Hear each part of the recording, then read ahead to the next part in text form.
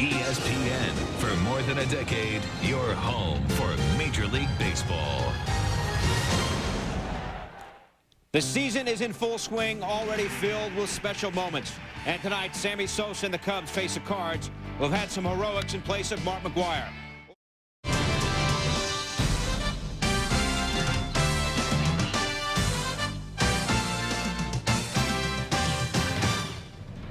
Most of you will see Sammy Sosa and the Cubs take on St. Louis. Sosa on opening day went 0 for 4, while some of you will see the...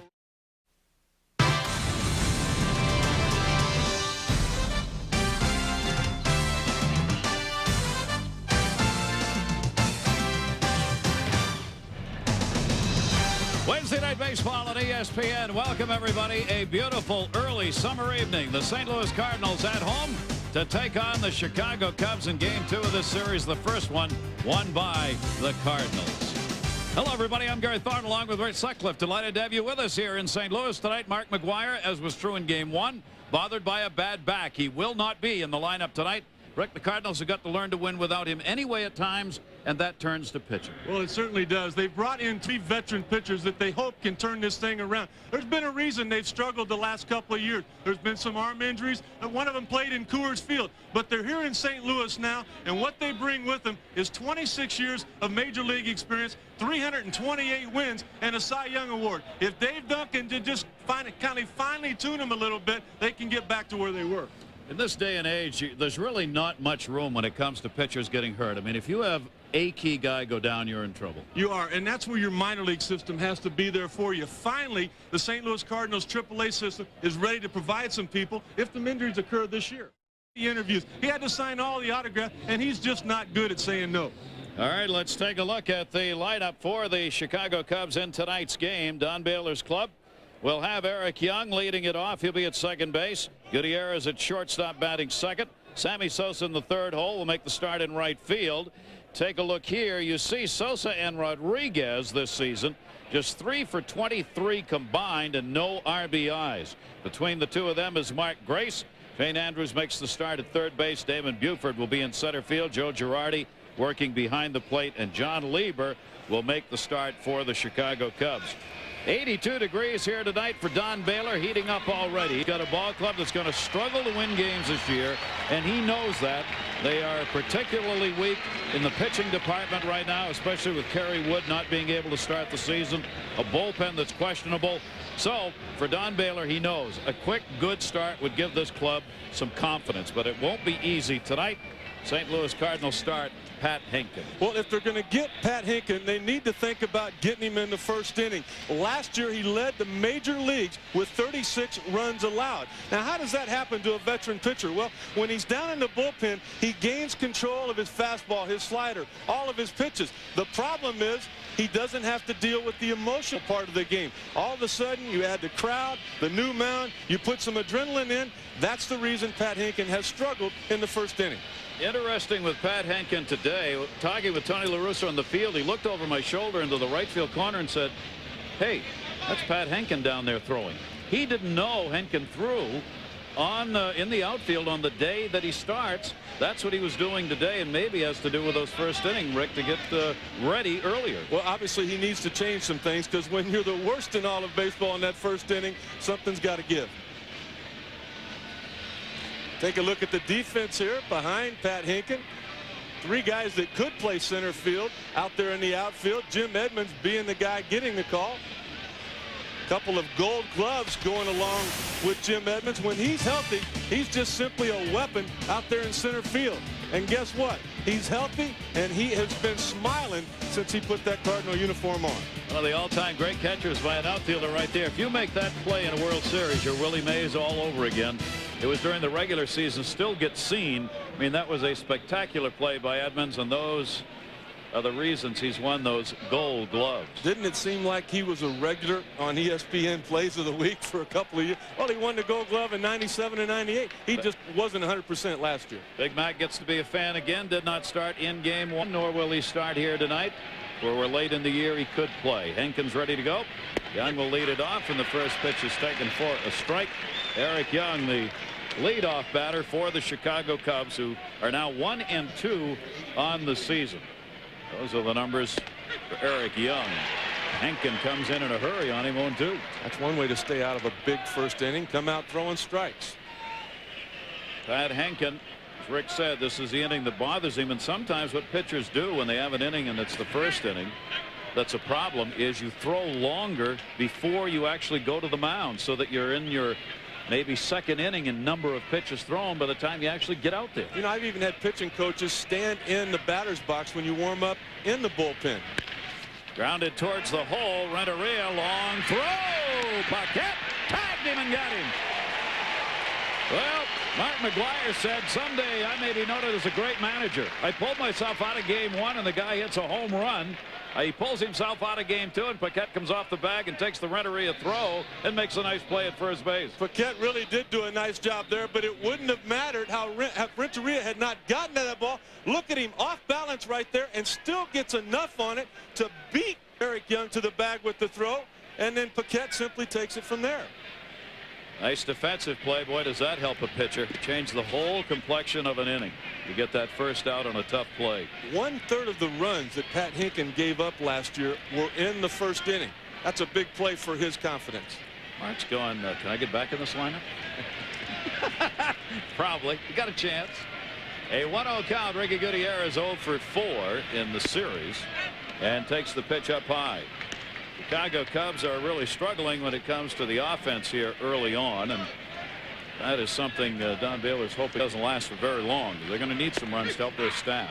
High strike called on that one, 2-1. Tim Cheetah's working the plate tonight. Chuck Merriweather, Greg Gibson, and Steve Ripley are the umpiring crew here in St. Louis. Late swing, fair ball down the line. Could be it bounces off the stands. Could be just a single, and that's what it will be. Eric Davis played it well. Davis played that off that stand that juts out down there, and it'll be a single for Ricky Gutierrez. Well, you think about the great ball clubs. You think about the Yankees. Why are they so strong? One of the reasons is they're solid up the middle defensively. The St. Louis Cardinals all of a sudden are in that same position. When you put Matheny behind home plate, you put Edmonds in center, you got Vina now to go along with Renteria, and then 3 outfielders like that. Eric Davis just took a base away from Ricky Gutierrez. So it holds him at first, and here's Sammy Sosa. 4 strikeouts already. He led the National League in strikeouts last year. 3 in the first game here against the Cardinals. Has not picked up an RBI. 1 down. And Gutierrez on at first base will be held by Greg Paquette. And a strike taken. How about the home run Sosa hit in batting practice today? Rick, that was unbelievable. Dead center field in the upper deck underneath the scoreboard. We'll show you that in a minute here. I've been coming here since 1976. I've never seen anyone reach that part of the ballpark. Batting practice or not, staying outside on the setup and missed with it. 1 ball, 1 strike. Mark McGuire can hit him out there on occasion, but even he doesn't put him up in the center field area very often. No, he usually pulls him out of the stadium. Yeah, down that left field line, obviously. Sammy Sosa with a 1 ball, 1 strike count. Henkin's done well against Sosa in his career. Sosa way behind on that one. Sosa still looks a little tired in that swing that you were talking about, Rick. He just doesn't look very comfortable or ready to go. What he was doing in batting practice was trying to go to the opposite field with everything. And he's going to go to the opposite field with that swing right there because it's just well behind the good fastball of Hinkin. 1 ball, 2 strike count. I want to check to see if he went. No. Chuck Merriweather at first base, the umpire said he did not go around. And a 2 ball, 2 strike count on Sammy Sosa. Pat Henkin is a big hope for this team. 31-year-old right-hander. He can come along and be an outstanding starter for them, not be hurt.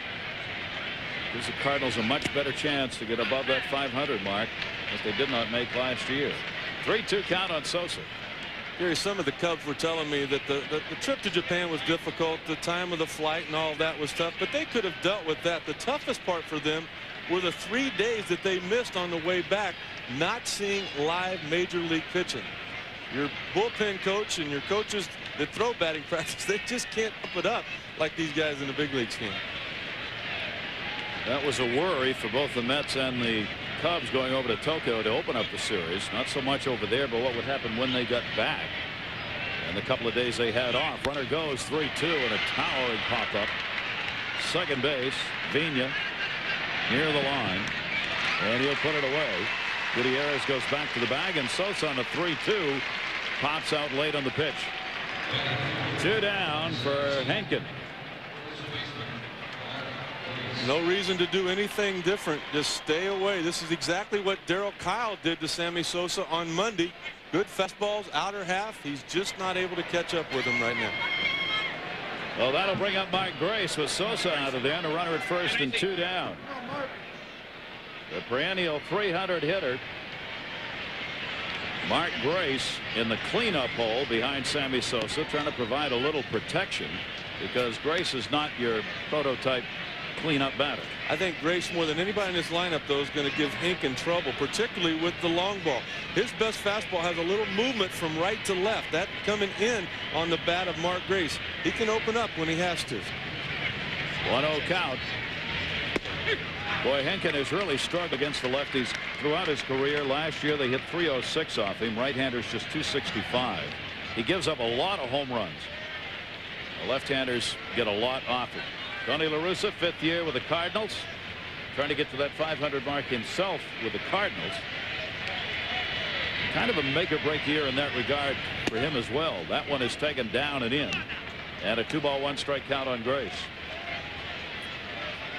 Tony La Russa finally got the new contract taken care of, but he knows it's time here in St. Louis for them to be competitive. When you've got McGuire on your club and you've had losing seasons with him, you really want to find a way to turn that around and give McGuire a chance to be part of a winning team, because he can make such a difference for you. And Tony told me before the game Monday, the reason he didn't sign that extension with the Cardinals to the end of the year, he wanted to make sure that his players did not quit on him, that they played hard. Fouled off by Grace. So satisfied they did that, he came back. 2-ball 2-strike count on Grace.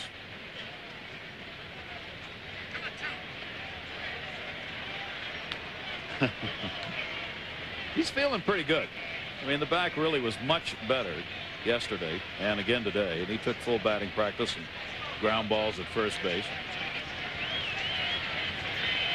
Runner at first, Gutierrez, with a 2-2 count and 2 down. Henkin a long look at it, and Grace puts that one into fair territory. That will roll down.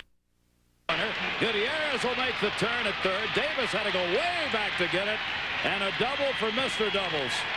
RBI for Mark Grace, and a 1-0 lead for the Cubs.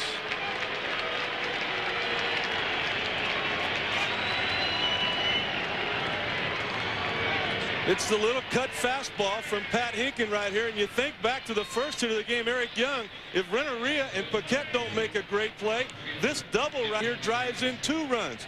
Grace is not able to elevate that ball to hit it out of the ballpark. He hits it hard. He hits it deep enough into the corner that he puts the Cubs on the scoreboard. Mark Grace, one of the outstanding not only hitters overall with that 300 average, but also clutch hitter. He gets the RBI and a 1-0 lead, and Henkin again has trouble in the first inning of a ball game. That one coming with 2 down, and the Grace RBI. There's something about those first innings. Grace on at second now, and Rodriguez. Henry Rodriguez like to get into the swing of things here early on in the season. Fouls that one off and out of play.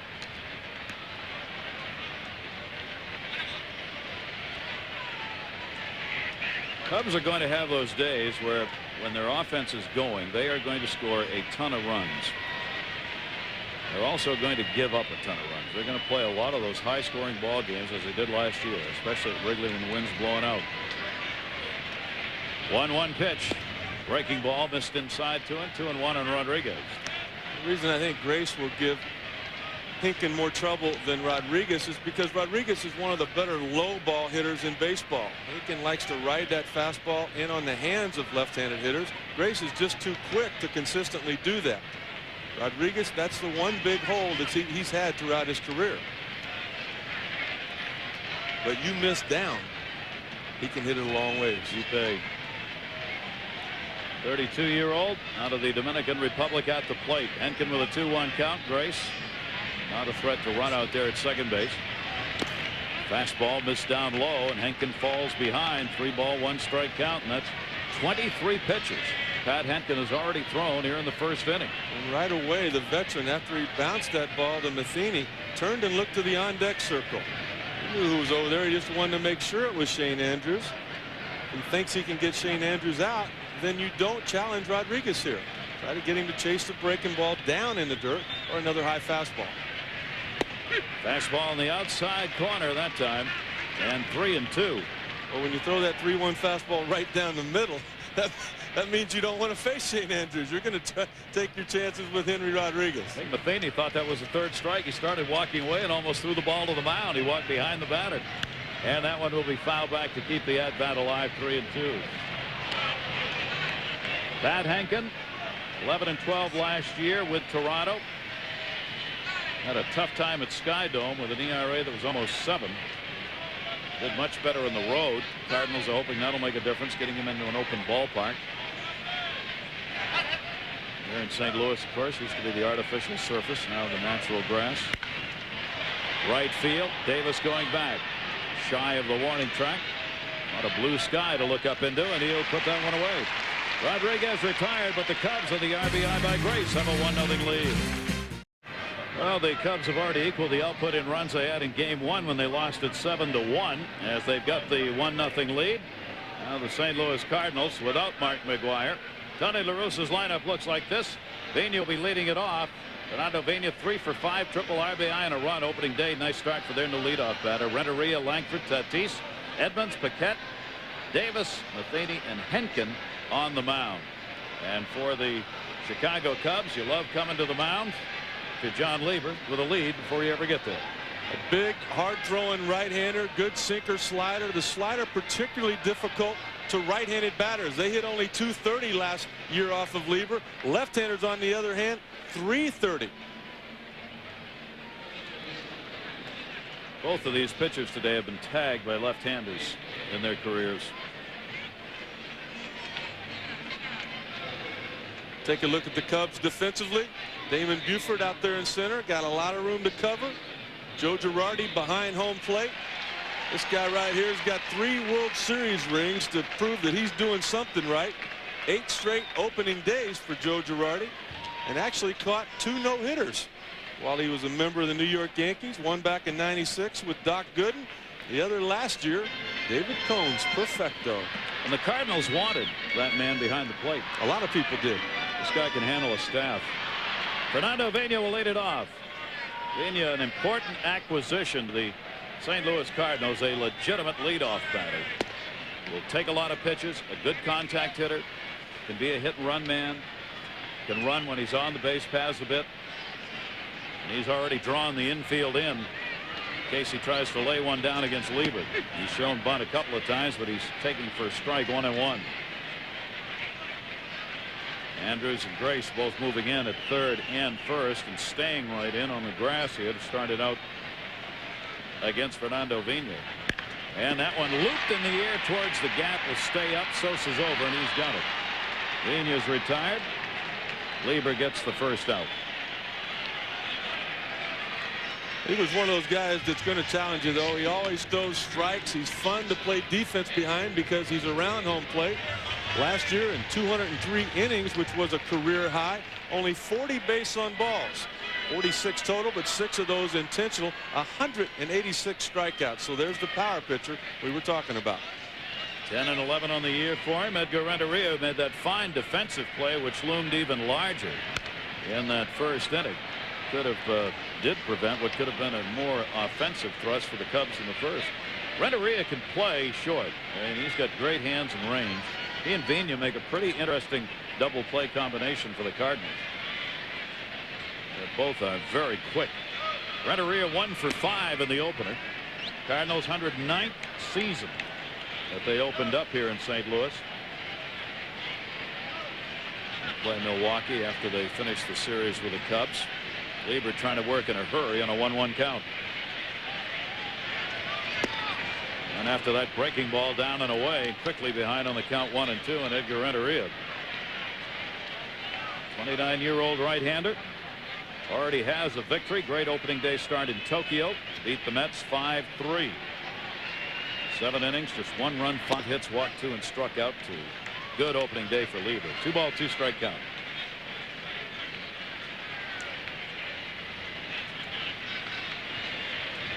Outfield straight away. That one driven again to the gap. Sosa over again. That's going to fall in front of him and all the way to the wall. Damon Buford back to get it. Renteria looking to third. Will stop right there. A double with 1 away.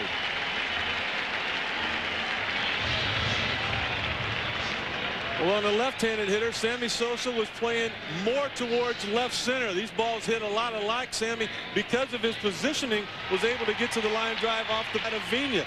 But Renteria had been trying to go to the opposite field the first 2 pitches. Sammy had moved over more towards the right field line and just simply could not get to that ball. 36 doubles last year for him, and that one gets by Sosa. It is a 2-bagger. So the Cardinals here in the bottom half of the inning. Runner at second base and 1 away, and Ray Langford at the plate. RBI man. Left-handed hitter. That first ball hitting into right field. Base hit. Sosa may come up. Renteria, the turn will hold. Into Mark Grace, who cuts it off. And the Cardinals cover the corners. First ball hitting Ray Langford with a single. Renteria just wasn't sure if this ball was going to get through or not, so you got to hold. But by holding up right there, because of the strong arm of Sammy Sosa, Jose Oquendo, the third base coach, could not send him. Now, when you've got a guy with as good a sinker as John Lieber has got, he's not real concerned right now. He realizes that if he gets a ground ball and it's at somebody, he might get that double play to end the inning. Fernando Tatis will come to the plate with an RBI chance. Tatis last year hit .331 with runners in scoring position. The Cardinals had 5 regulars who hit over .300 with runners in scoring position. Tatis, of course, has got that big home run swing going. He loves to just rear back on his heels and go after it. First and third, 1 out. 34 home runs, 107 RBIs last year for the Cardinal third baseman. Breaking ball from Lieber, misses away, 1-1. What a luxury it is for Tony La Russa to have 25-year-old Tatis, 25-year-old Renteria. Those 2 guys, the left side of the infield, both of them played right at 150 games last year. Got this called strike on a pitch he wanted to back him off the plate. 1-2 against Tatis. It's such a luxury for a manager when you can write a guy's name down on the lineup card in ink and leave it there for the whole year. You don't have to worry about whether they're going to be there or not. And already at a young age, those 2 guys have become gamers. Renteria is the lead runner. Breaking ball hit. Inside out swing. Busy inning for Sosa. That'll score Renteria. Langford is being way called. Here's a relay throw from Young. They got him. He's out.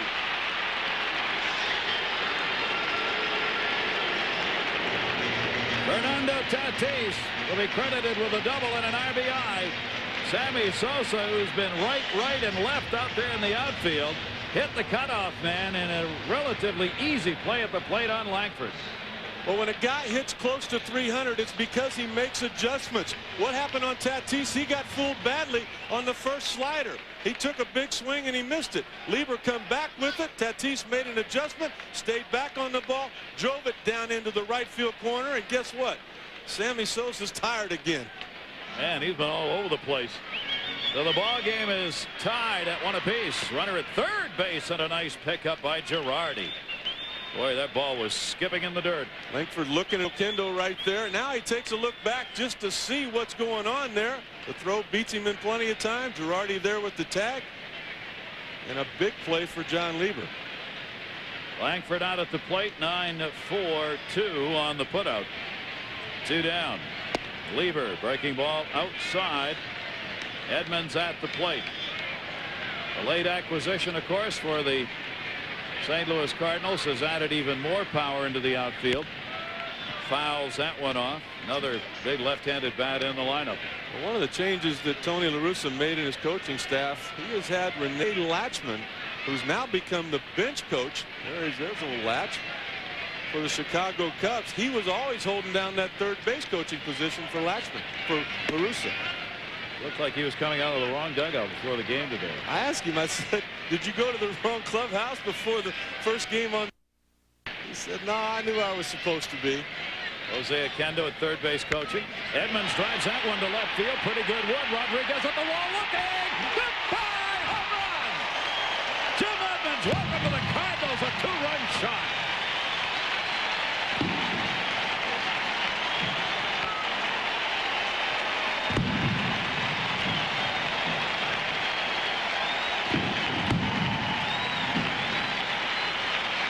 Last year for the Anaheim Angels, only 55 games played in because of injuries for Jim Edmonds. But in the 4 years before that combined, an average of over 327 home runs, 97 runs scored, and 86 RBIs. This is a big ballpark here in St. Louis, and that man just hit it a long way to the opposite field. Opposite field home run. And the St. Louis Cardinals have a 3-1 lead as Lieber has been tagged here in the first inning. Girardi on the outside corner wants a little backdoor breaking ball. Lieber gets a little too much of home plate, and it's gone. That one looped by Paquette into the gap. He'll make the turn. Gonna try for two. Buford's throw is not in time.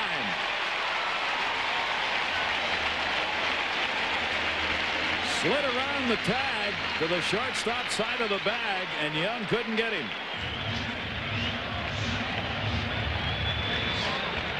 The defense for Chicago doing everything it can. Buford cutting that ball off in the gap. The strong throw to Young, but not in time.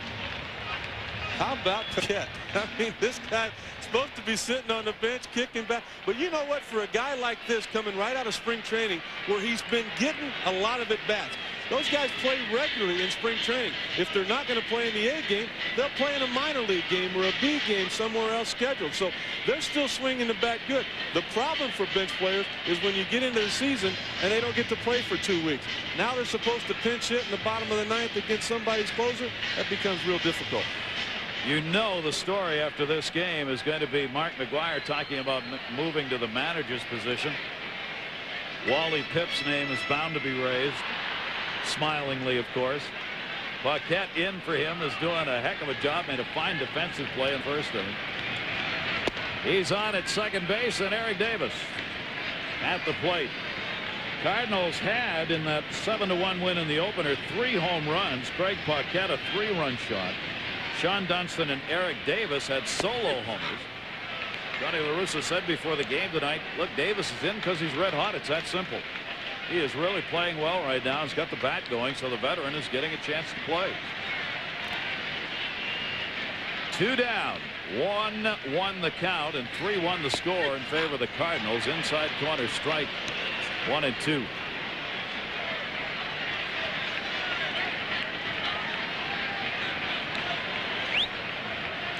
Hinkin there has got to be feeling pretty good about himself. Only giving up 1 run in the top of the first.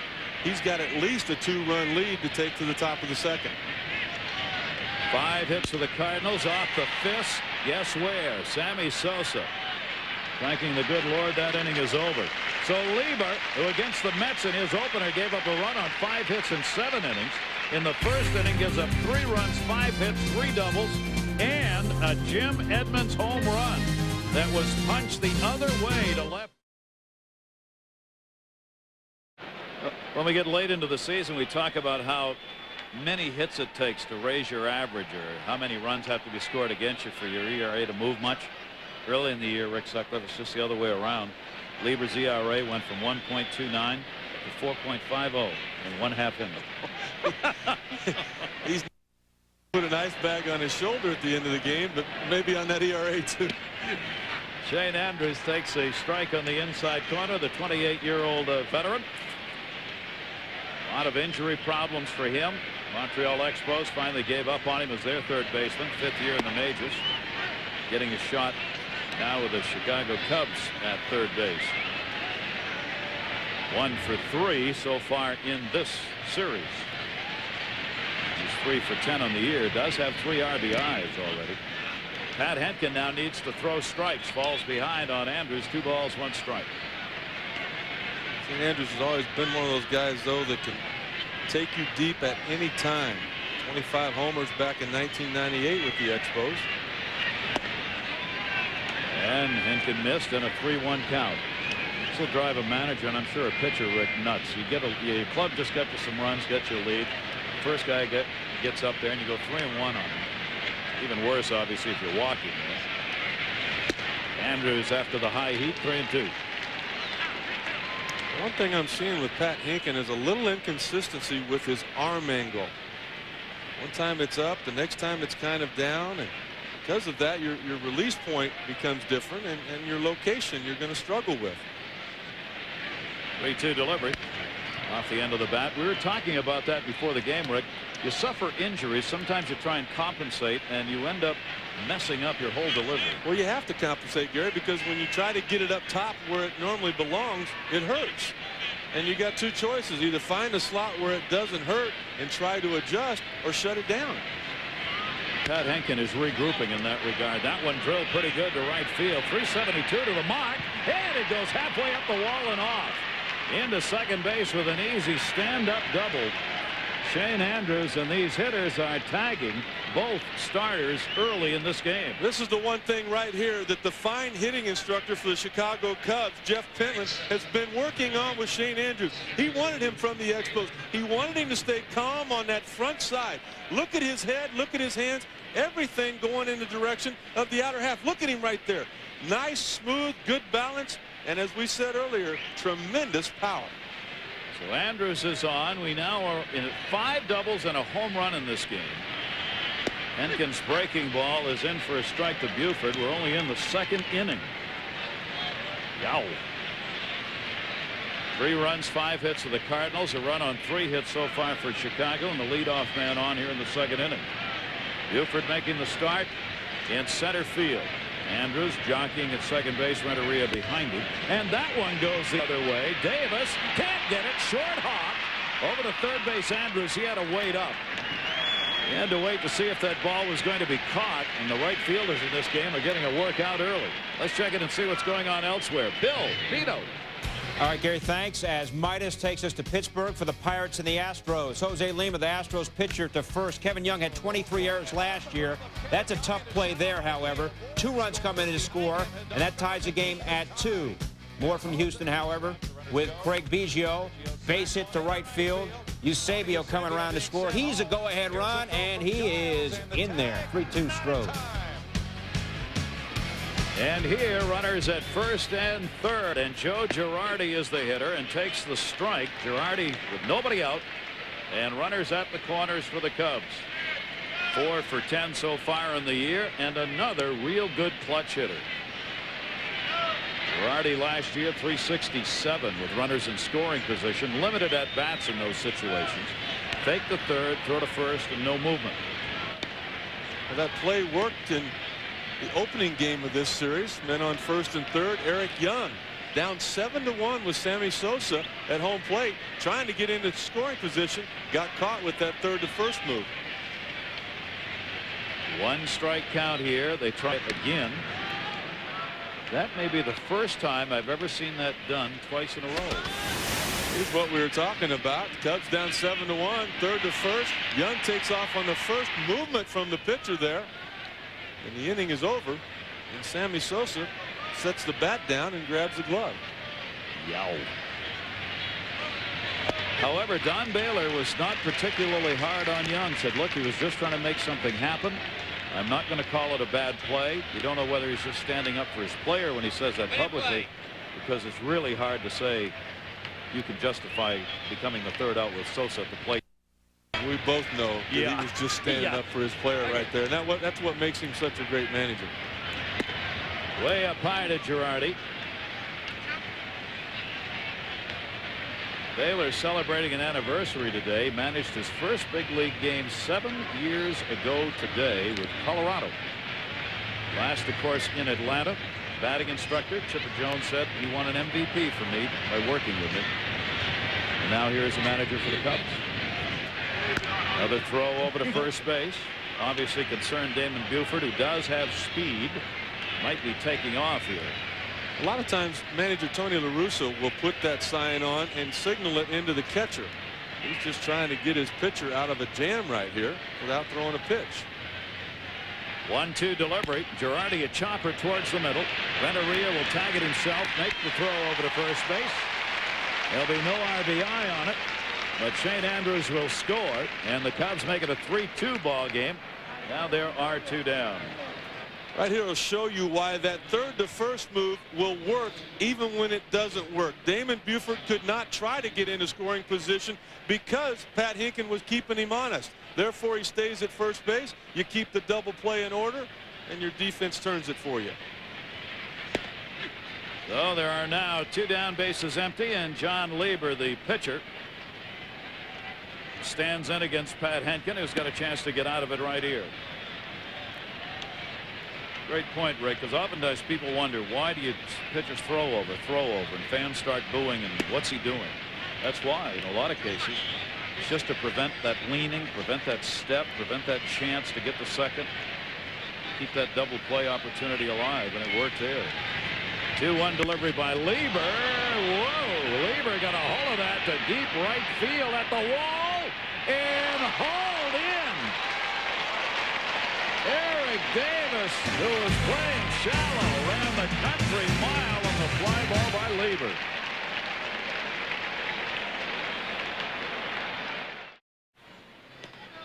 .260 at-bats coming into this year for John Lieber as a pitcher. He had never had, still doesn't, a home run.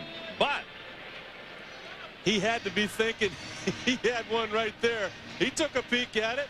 The amazing thing to me is that Eric Davis could get that deep on that ball. He had to be playing shallow. It's the pitcher hitting.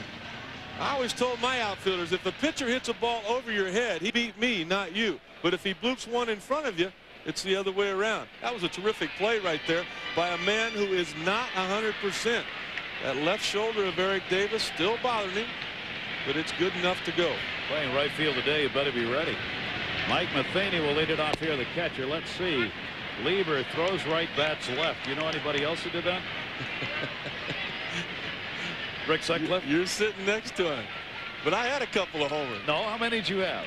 You know, I don't even know. No, don't give me that. Do not give me that. I don't. I really don't. No pitcher, when asked how many home runs he hit in the majors, says I don't know. I had one in the playoffs. You did. You had one playoff. And my first one was off some kid named Seaver. Seaver, yeah, pretty good guy.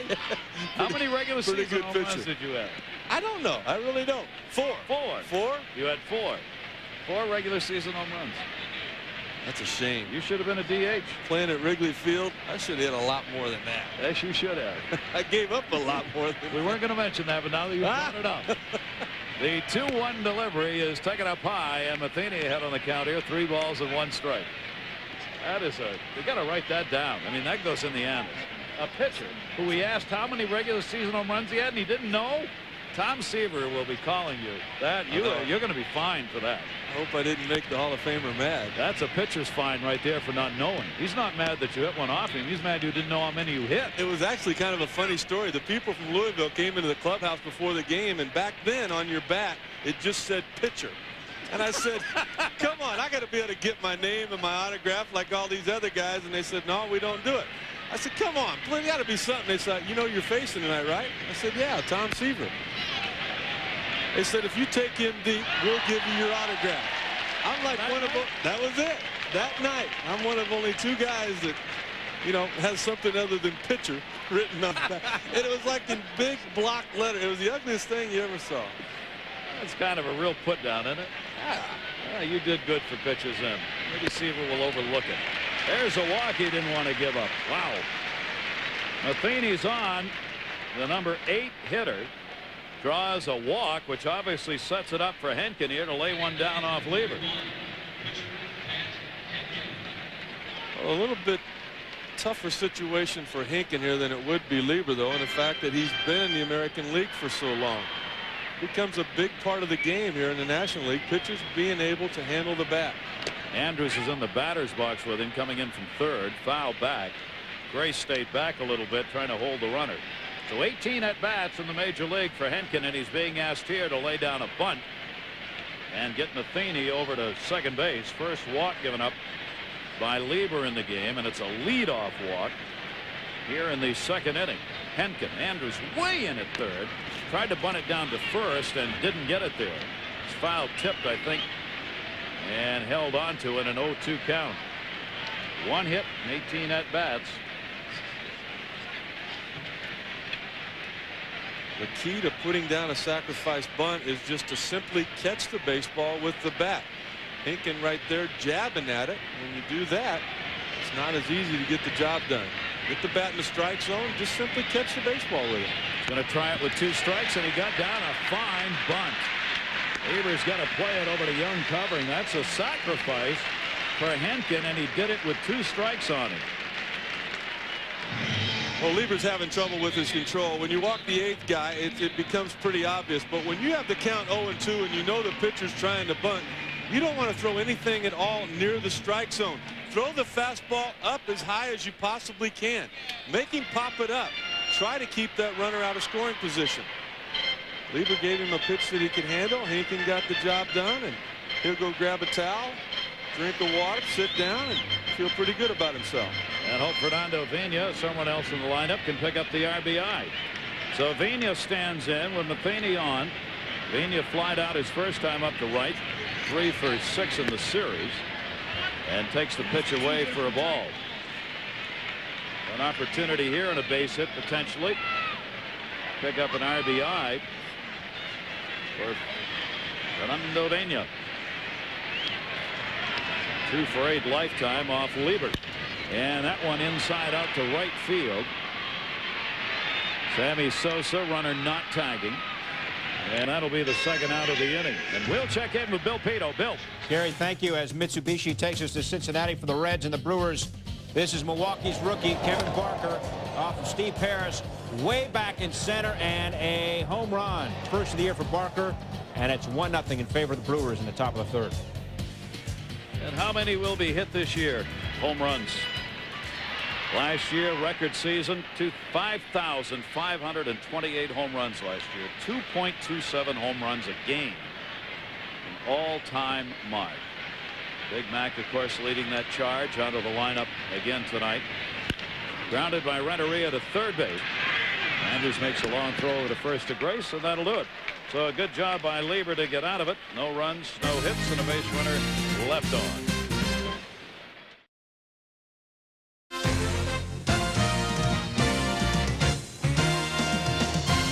ESPN Wednesday Night Baseball is brought to you by Pfizer, where life is our life's work. Great to have you with us here in St. Louis with Rick Sutcliffe. I'm Gary Thorne, and our Wednesday Night Baseball crew on hand here. And right now it's the hitters who are wearing out the pitchers. Popped up by Eric Young and handled by Matheny in a 1-pitch, 1-out start. Young, who grounded out the first time, to lead off the 3rd inning for the Cubs. And now's where you expect the veteran pitcher for the Cardinals to settle down and start having some easy 1, 2, 3 innings.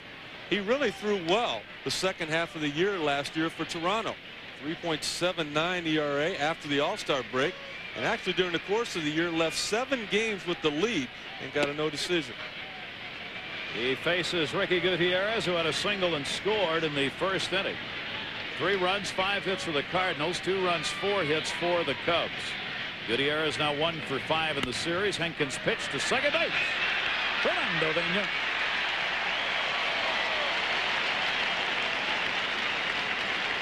We were talking about up the middle in that infield. Edgar Renteria and Fernando Vina. That's a big-time play right there. Henkin starting to lower his sights a little bit. Got the fastball down. Got the ground ball.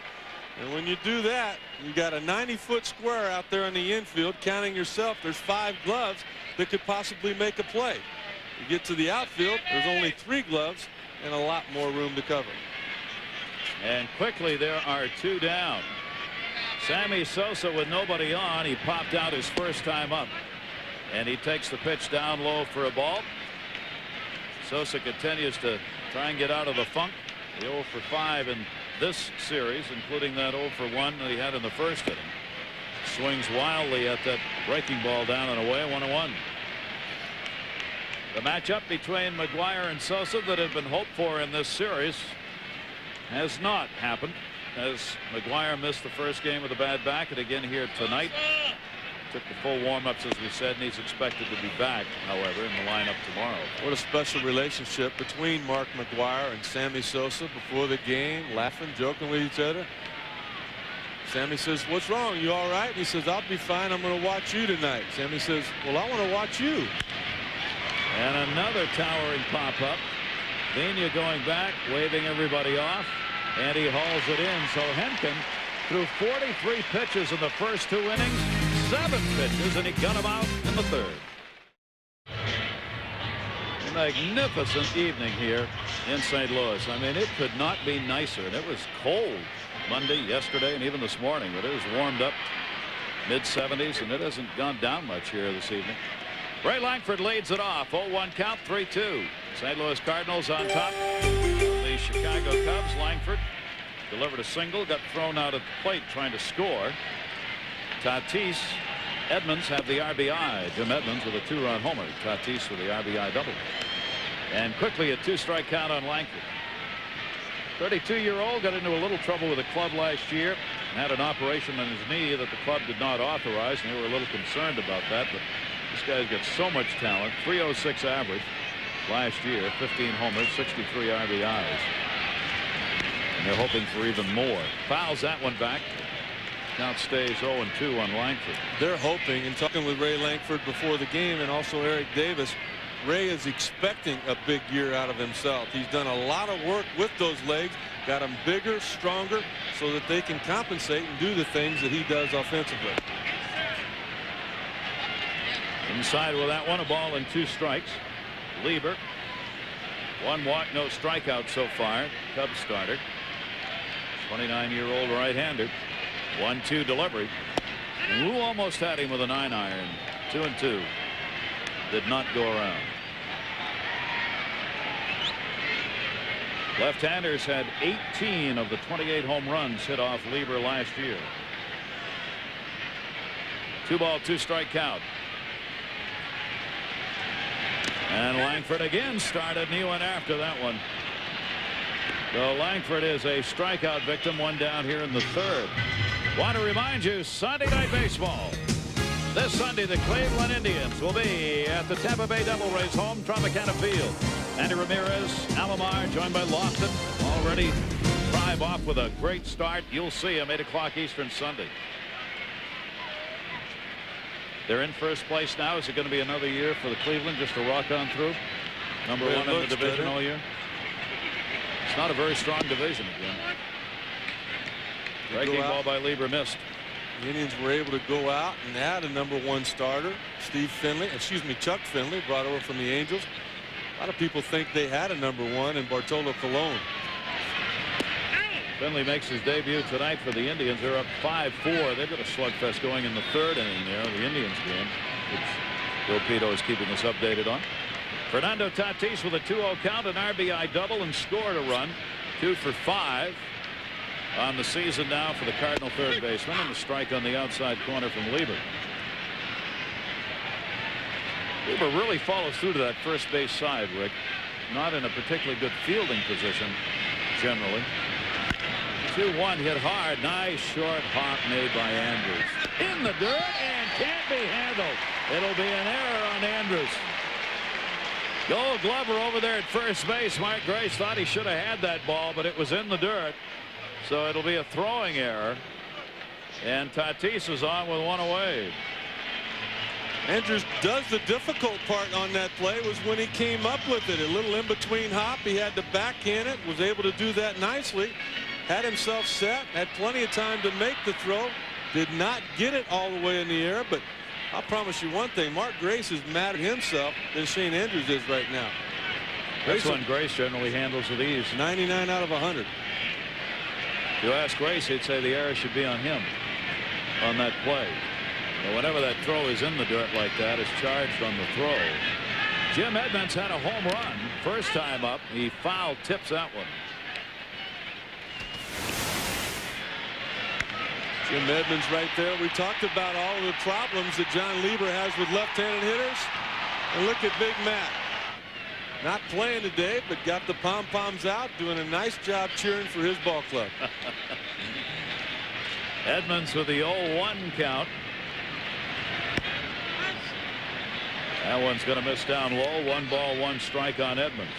Lieber's made a little adjustment here. The last 2 pitches have been fastballs in on the hands of Edmonds. Joe Girardi and Lieber not letting him extend those arms as he did when he hit the home run to the opposite field. Not a big lead at first base for Tatis.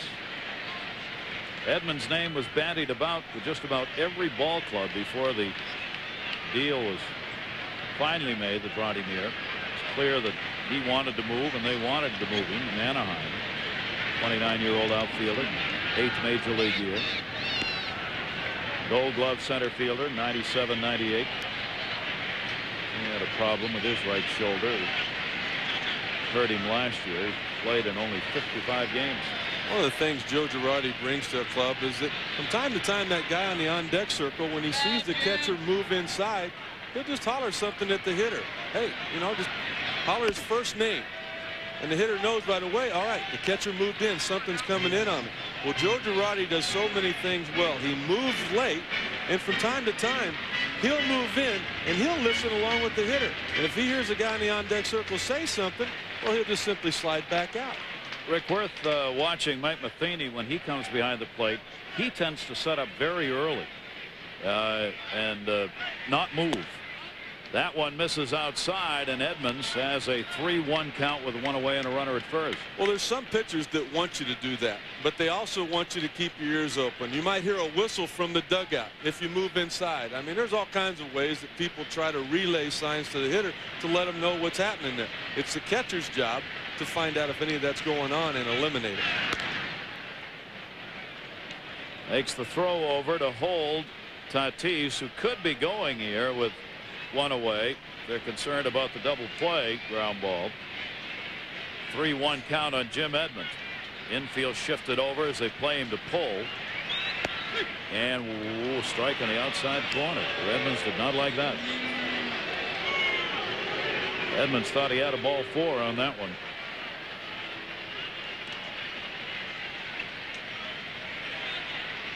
Tatis, the base runner. 21 stolen bases last year. He's got some speed. Grace holding him on the bag. 3-2 the count. There goes the runner. That one hit in the air to right center field. Nobody's going to get it. That's a gapper.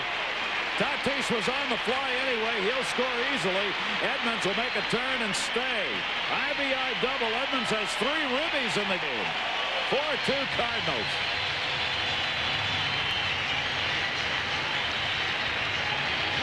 Well, one of the reasons that Jim Edmonds did not have any RBIs in the first game against the Cubs, they walked him the first 2 times. He already had a lot of respect for him. Now all of a sudden he's getting challenged, and he's simply beating them with extra base hits. It was the home run to the opposite field the first time when he extended. Now he gets used to that fastball in. He turns on it, and that shows another reason why they say Jim Edmonds is just a complete baseball player. Well, what a difference he could make on this team if this is any indication of the year he's going to have. Greg Paquette up there now, 6 hits off Lieber, the Cubs starter, in a 4-2 lead. 5 extra base hits already for the St. Louis Cardinals in this game. Cardinals did not hit well here at home last year. In fact, they didn't hit particularly well overall. 262, ranked 13th in the league. Wild swing by Paquette. But here at home, this club batted .258. They were at the bottom of the pile among National League teams in a home average. Kind of hard to believe. You think about McGuire being on the team, and you just figure they're going to have a lot of runs and a big average, especially here. But not true for the Cardinals last year. I really always thought this was a pitcher's ballpark. They've moved the fences in a little bit, but now that they've added natural grass, the infield is slower. It's a nice place to pitch. Now, when Big Mac steps up to home plate, he can make Yellowstone Park look small. Look at center field out there. Look at those red seats. That's where Sammy Sosa's baseball landed in batting practice. 1-2 delivery outside, 1 down, runner at second.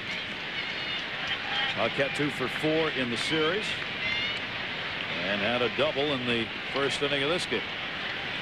Greg Paquette, 31 years old, bench player, 238 career average, but hit 287 last year. Fouls that one off by the Cubs dugout, 2-2. Well, the trend continues for John Lieber, struggling against the left-handed hitters. Last year, a .519 slugging percentage against him by left-handers was the highest in the National League. First time around, Vigna with a line drive to right field, base hit for Langford, home run for Edmonds. Second time for Edmonds, a double. 2 ball, 2 strike count. Edmonds on second base and chased that one. Paquette is a strikeout victim, and there are 2 down before Davis comes up. Let's check in with Bill Pito. Bill. All right, Gary, again, a look at the Astros and the Pirates. Darrell, son of Gary Ward, with Houston up 4-2 in the third, and that one is a high drive way back and right. And I don't think much doubt about that one. Gonzo, solo shot, 5-2 Houston at the bottom of the fourth. A lot of people think that the Astros, having lost Mike Hampton, aren't going to win that division again. The Reds, of course, are a much better ball club. I still think Houston's going to take that division. I like that team position-wise. You got to like Bagwell and Biggio a lot. Oof. Eric Davis, 2 down. RBI chance for Davis. He hit .340 with runners in scoring position last year with 50 chances, 50 at-bats in those situations, and he came through.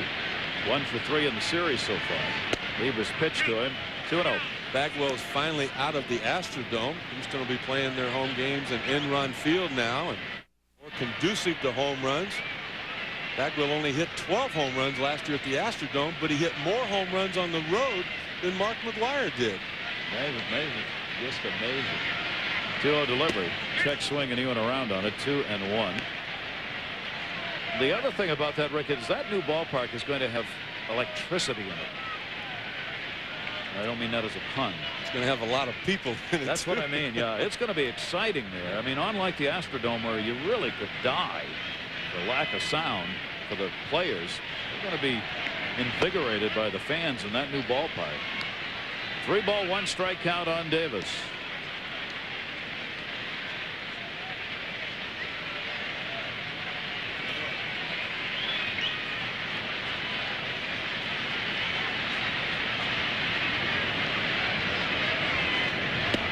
Breaking ball, and that one really tied Eric Davis up. 3 ball, 2 strike count. That was a wobbly knee, non-swing right there. Davis wanted to go after it and guessed wrong. That's why he can dominate right-handers. This ball starts at him. They've got to give. If you're hitting from the left side, you're not going to give on that. You're going to stay in it, possibly put it in play. 3-2-2 down, chopper to second base. He got jammed. Young will make the play, and that will get the out. It is an unearned run in this inning, created by the Andrews era. 4-2 lead. Mark Grace will stand in an RBI double in his first at bat. First hit of the series, 1 for 5, takes it up high for a ball. Future Hall of Famer, well, .310 career batting average, better than .300 for 5 consecutive years. Gold Glover at first base, down the line, in the corner, long run. Langford hauls it in, and Grace is retired. But Rick Sutcliffe, those aren't the only numbers that matter when you talk about the Hall of Fame. Well, when you think back to all of the 1900s, the guys that have led by decades in hits, every one of those guys is in the Hall of Fame with the exception of Pete Rose, and we all know that story. So guess what? Congratulations, Mark Grace. Starting early. What cap will he wear? He's only got 1. You know, he not only led the decade in hits, but he led it in doubles too. And a great clutch hitter. Always among the top 5 in clutch situations for average and RBIs. Mark Grace. 300 batting average or better with runners in scoring position the last 8 years consecutive. Longest streak. That's phenomenal. Henry Rodriguez, career high .304 average for him last year. 0 for 5 so far in this series, including the fly ball out that he had. Pat Henkin, who's trying to hustle it along a little bit, and Rodriguez wants to slow him down. Henkin's got to be feeling good here. He's getting the ball back and wants to throw it right back in. Breaking ball, fooled him, fouled off. So the first inning, we told you, is Henkin's big problem. He gave up a run there, and then the run in the second inning for the Cubs. Now retired 6 in a row.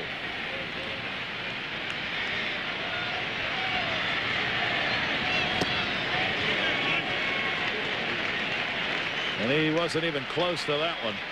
Rodriguez strikes out. Henkin gets the K. Coming up tonight, 10 o'clock. Following us, and at midnight, Kyle Rabbit, Peter Gammons, Earl Reynolds. All of our great analysts on hand. Highlights, Griffey Jr. getting a hit in Cincinnati. We'll see. Dodgers, can they win 10-4, 3 games in a row? Hershiser's going to go. Chuck Finley, first start for Cleveland. All coming up. Baseball tonight. Gary Thorne, Rich Sutcliffe. Wednesday night baseball here in St. Louis. Foul back by Shane Andrews. Andrews wants one back now. That error he committed in the last inning, allowing the on-earned run to score. 2 down, bases empty, double, and a run scored for Andrews, who's gone 2 for 4 against the Cardinals. Fastball inside low, 1-1. Shane's basically even now. He scored a run and he let one in. You don't want to be keeping those things even, though. You want to be way ahead in that, huh? 1-1, little bender that missed down low. 2 ball, 1 strike count. Henkin hasn't walked anybody. He's picked up a strikeout. 2 workhorses, 23 innings last year. 199 hits off him. Got a pitch inside during that time. Andrews popped it up. Mania says a little prayer on his knees for that one. Andrews is retired. 8 in a row now have been set down by Pat Henkin, protecting the lead. St. Louis Cardinals, who won the first game in their home opener a couple of days ago, trying to take the second against the Cubs, have the 4-2 lead. Joined us late. Mark McGuire out of there, the bad back, keeping him out of another game. And Bunting Matheny, looking for a base hit, fouls that one off. Mike Matheny, who drew a walk his last time up, the only one surrendered by Lieber in the game, trying to lay one down as he caught Andrews back at third base. He's not a stranger to bunting. Back in '97 with Milwaukee, he led that team in sacrifice bunts. Not really a offensive statistic you want to lead the team in, but it's a fact. 229 major league average coming into this season for his career. Infield will stay back. They don't think he's going to bunt here, and he doesn't. Breaking ball swung on and missed. 0-2 on Mike Matheny. Really not a bad idea on the part of Matheny there, because the slider of John Lieber just almost impossible to put in play when it's in a good spot. And that's where he put that last one. Really gets you swinging at pitches out of the strike zone. He just missed the outside corner with that one. 1-2 and a fastball. 4-6-0 for the Cardinals. 2-4-1 and an unearned run off that error committed by the Cubs. Matheny and Lieber, the 2 starters, touched up early. Henkin, obviously, and Lieber. Henkin has settled down. Oh, first base ground ball, and Grace waved at it. Looked like he wanted to make that play on the charge, and the error is going to be charged to the Gold Glover, Mark Grace.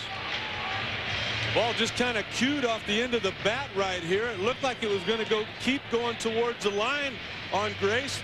You can see the dirt come up right there. The ball actually kicked back to Mark's right. He looks at the ground trying to figure out what it hit. But right there, he had committed thinking the ball was going to continue to go towards the right field line. It didn't. It gets underneath his glove. And that's the second error for the Cubs. Wow. Now again a chance to bunt for Henkin, who was tagged out by Grace. That is the second sacrifice for Henkin in this game. He's gotten his job done at the plate. Let's check in with Bill Pito again. Bill. Gary, thanks. Issues between the Indians and the Orioles. Albert Bell homered his last time up. Chuck Finley, his Cleveland debut, throws behind him. You don't want to mess with Albert Bell. What do we have? Well, nothing crazy occurred. Charlie Manuel, by the way, was thrown out earlier for arguing balls and strikes. We'll keep you posted. 5-4 Indians right now playing the bottom of the 4th. Oh, Bill, that has memories written all over it there of past days. Fernando Vina, runner on at second base and one away. Vina's flied to right field twice. Rick Sutcliffe, are the hitters too sensitive about that stuff? Well, it depends on who the pitcher is. Guys like Martinez and Randy Johnson, even Greg Maddux, watching Jamie Moyer last night. Those guys that have proven they'll pitch in, that do it consistently, no. But guys that just do it once in a while, that's when you get all bent out of shape. People need to do more of that. John Lieber making that adjustment right now. He's starting to come in with that fastball, particularly to the left-handed hitters. Vina 3 for 7. And an RBI opportunity here. The runner at second base. And he bunts for a base hit. And is it tilted right? No. Not for the Cardinals anyway. Talking about getting ladled. Well, Vina and Bell, who we just watched, have had occasion to meet up before. Fernando Vina right here. Oh, a very controversial play as to whether or not that was a little extra forearm shiver or not by Bell. Well, that was the problem. That forearm came out. If Bell just simply ran him over, to me, that's just good hard baseball. But you start throwing forearms at guys' heads, you got trouble. 1-2 delivery to Vina and a strikeout. Good scoop made by Girardi on the pitch. So Lieber gets the K. He's got 3 in the ball game. Well, Lieber's really settled down now. You can't tell it because of the error in the third and here in the fourth, but he's established that fastball in, and when you do that as a hitter, you speed their bats up. They've got to start their swing a little bit quicker. When you get that going, now you've got the changeup down in the dirt. You know your catcher Girardi will keep it in front of you, and you can start getting left-handed hitters out. Chance to get out of another inning with a runner in scoring position. Edgar Renteria throw back with Young moving over from second base. 2 down.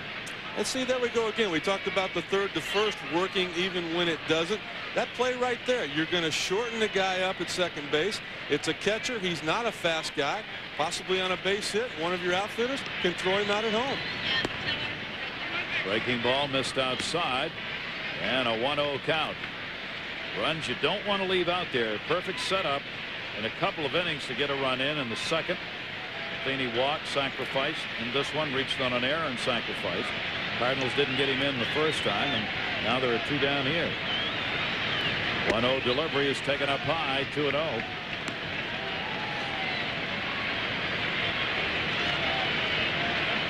Lieber trying to work his way out of this one. Renteria with a double and scored in the first inning. 3 RBIs for Edmonds, 1 for Fernando Tatis for St. Louis. And Renteria with a big cut on that breaking ball away again. This is where, if you're John Lieber, you got to reach back a little bit here. The runner's on base and shouldn't be. The inning should be over, but you got to pick your first baseman up. Grace made the error. He feels bad about it, but if the run does not score, nobody gets hurt. Lieber can walk over to the dugout, pat him on the back, and say, hey, it's over with. Nobody hurt. Go get me some runs. Renteria struck out 82 times last year. Takes that pitch inside, and the count goes to 3-1 on Edgar Renteria, the number 2 hitter, with Langford hoping for a chance on deck. Renteria is a pretty good contact hitter in that 2-hole. Lieber 3 strikeouts and a walk so far. Matheny off second base. And strike 3 called on the inside. Strike 2 called on the inside corner. Lieber has worked inside there in this at bat and gets the call that time. Been doing it to the left-handers, and now the right-handers starting to see that fastball in. You make that happen, what are you setting up? You're setting up the breaking ball. Inside corner again. So he ends up with a couple of strikeouts here. 4 in the game. Runner left at second. No damage done on Grace's error.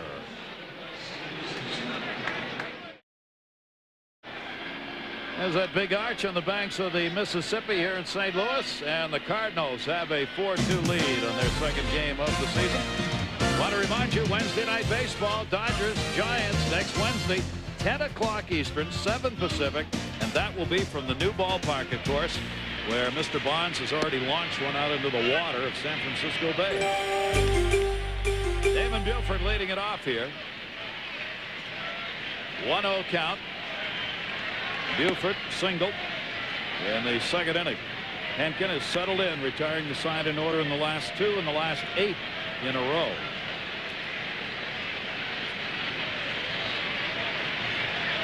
Buford's got good speed and takes that pitch for a strike. Tim Cheetah's calling the high strike tonight, isn't he, Rick? Looks like it. But he's not an American League umpire anymore. No. That's going to be interesting. In at third, Tatis still makes the play. Tatis was on the cut of the grass that time. You know, the American League umpires were always labeled as the high ball league. They would call the high strike. Take a look at a nice play. Look at where Tatis was positioned right there, in on the grass. You really don't have time to take a step one way or another. All you can do is dive. He extends fully, able to come up with it. And as hard as it was hit, it was an easy play after he caught it. He's got a cannon for an arm, doesn't he? Joe Girardi to right field. Easy play made by Davis, and Henkin's really got it in cruise control right now. 2 down. Just to finish the thought on the home plate umpire, Pat Hinkin, certainly familiar with the strike zone of Tim Tschida. Over there in the American League for all those years, but we have Major League Baseball umpires now. No AL, no NL. They got their deal done now under the control of Major League Baseball's front office, with the league presidents, of course, now a piece of baseball history. John Lieber with 2 down and nobody on. Lieber almost had his first Major League home run, driving one deep to the gap in right center field. See, now it used to be American League or National League. Now it's just MLB on the caps of the umpires. 2-0 delivery. And a 3-0 count. Henkin to the opposing pitcher. How does that happen, Rick? It's not by design. The problem is, Gary, there's that physical element involved where, you know, your body just didn't do what you expected it to. Maybe Lieber scared him on that long fly ball out. I don't think so.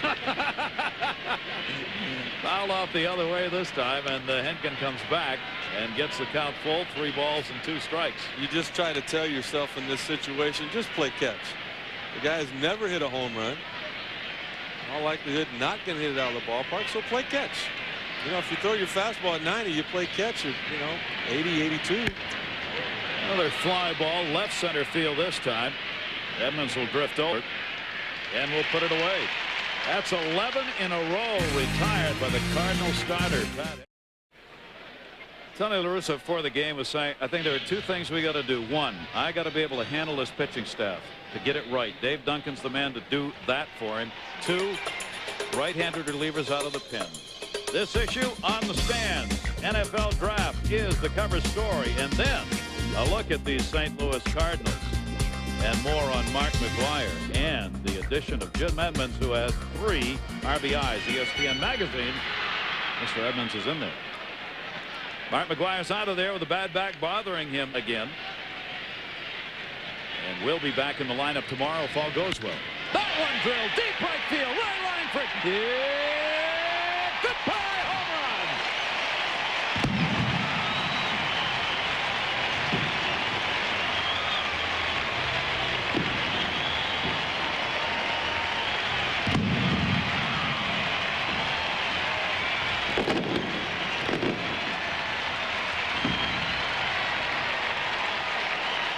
He's done that more times against the Chicago Cubs than any other team in the National League. That's the 22nd time Ray Lankford has hit a home run off Chicago Cub pitcher. A 5-2 lead even after the first one. Fouled back by Tatis. We said earlier he's a good low ball hitter. And guess what? He got the low ball he was looking for. And the reaction from Big Mac, here we go again. So the Cardinals, who had 3 home runs in game 1 off the Chicago pitching staff, has a home run by Edmonds and now one by Lankford in this game. Tatis to left on a line. Rodriguez is there, and Tatis is retired. Let's check in with Bill Pito. Bill. All right, Gary. Rockies and the Braves. Tom Goodwin new center fielder for Colorado. The center, Andrew Jones. I got it. I don't have it, and I got big problems. He falls down, and Goodwin's got the 1 run in. Goodwin rounding third. They credit him with an inside the park home run. Wow. 4-2 Rockies, bottom 3. I guarantee you Bobby Cox is going to have a word with his center fielder when he comes in. That's not an inside the park homer to me. He got to that ball and then kind of started cruising underneath it. Big night for Jim Edmonds tonight. Edmonds has had the home run in the first inning. 2-run shot. RBI double picked up in the third. Ray Lankford has added the 7th hit, a home run to make it 5-2 here in this inning. And against Lieber now, Lankford has hit a couple of home runs in his career. In fact, Lankford has creamed Lieber, is hitting almost 400 against him and 3 home runs. Lifetime for Lankford off Lieber, and that's that left-handed stuff again that Lieber struggles with. So Lieber now giving up 5 runs, 7 hits. Guthrie's up in the bullpen. First bullpen action we have seen for the Chicago Cubs. Foul back by Jim Edmonds, and the count goes to 3 balls and 2 strikes. Mark Guthrie in the Chicago pen, and Lankford one of the reasons after that dinger.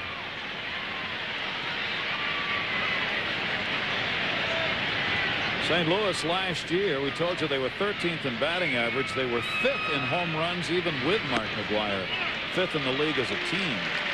Walk given up here, and Lieber's getting close to the end. Second walk he's given up. Take a look at the manager of the Cubs, Don Baylor there. Anytime you take away the top 2 starters out of a rotation, you're going to have problems for not only the ball club, but for the manager as well. And that's what's happened with Chicago. Kerry Wood is not healthy yet, and neither is Ismael Valdez. But good news for Chicago. Talking with the trainer, Dave Tumbas, is telling us that Kerry Wood was throwing on the side today, and 3 days from now on Saturday, due to throw 5 innings down in Arizona against the extended spring kids. He is going to throw that simulated game, Eddie Lynch said, the GM of Chicago, on Saturday, and then they're going to send him down to A ball and pitch in a game in A ball, at least one, and then see what it looks like. But he's coming, and what a huge difference that obviously is going to make. Ed Lynch said we want to give him that one A ball game. It'll be with the Florida State League team, Daytona Cubs, and then maybe another one. He said, I think there'll be another start in A ball, but I'm not sure. Greg Paquette, runner on at first base. Lieber again with that breaking ball. Strike 1. Gary, how about those kids in A ball that have to try to hit off of Kerry Wood?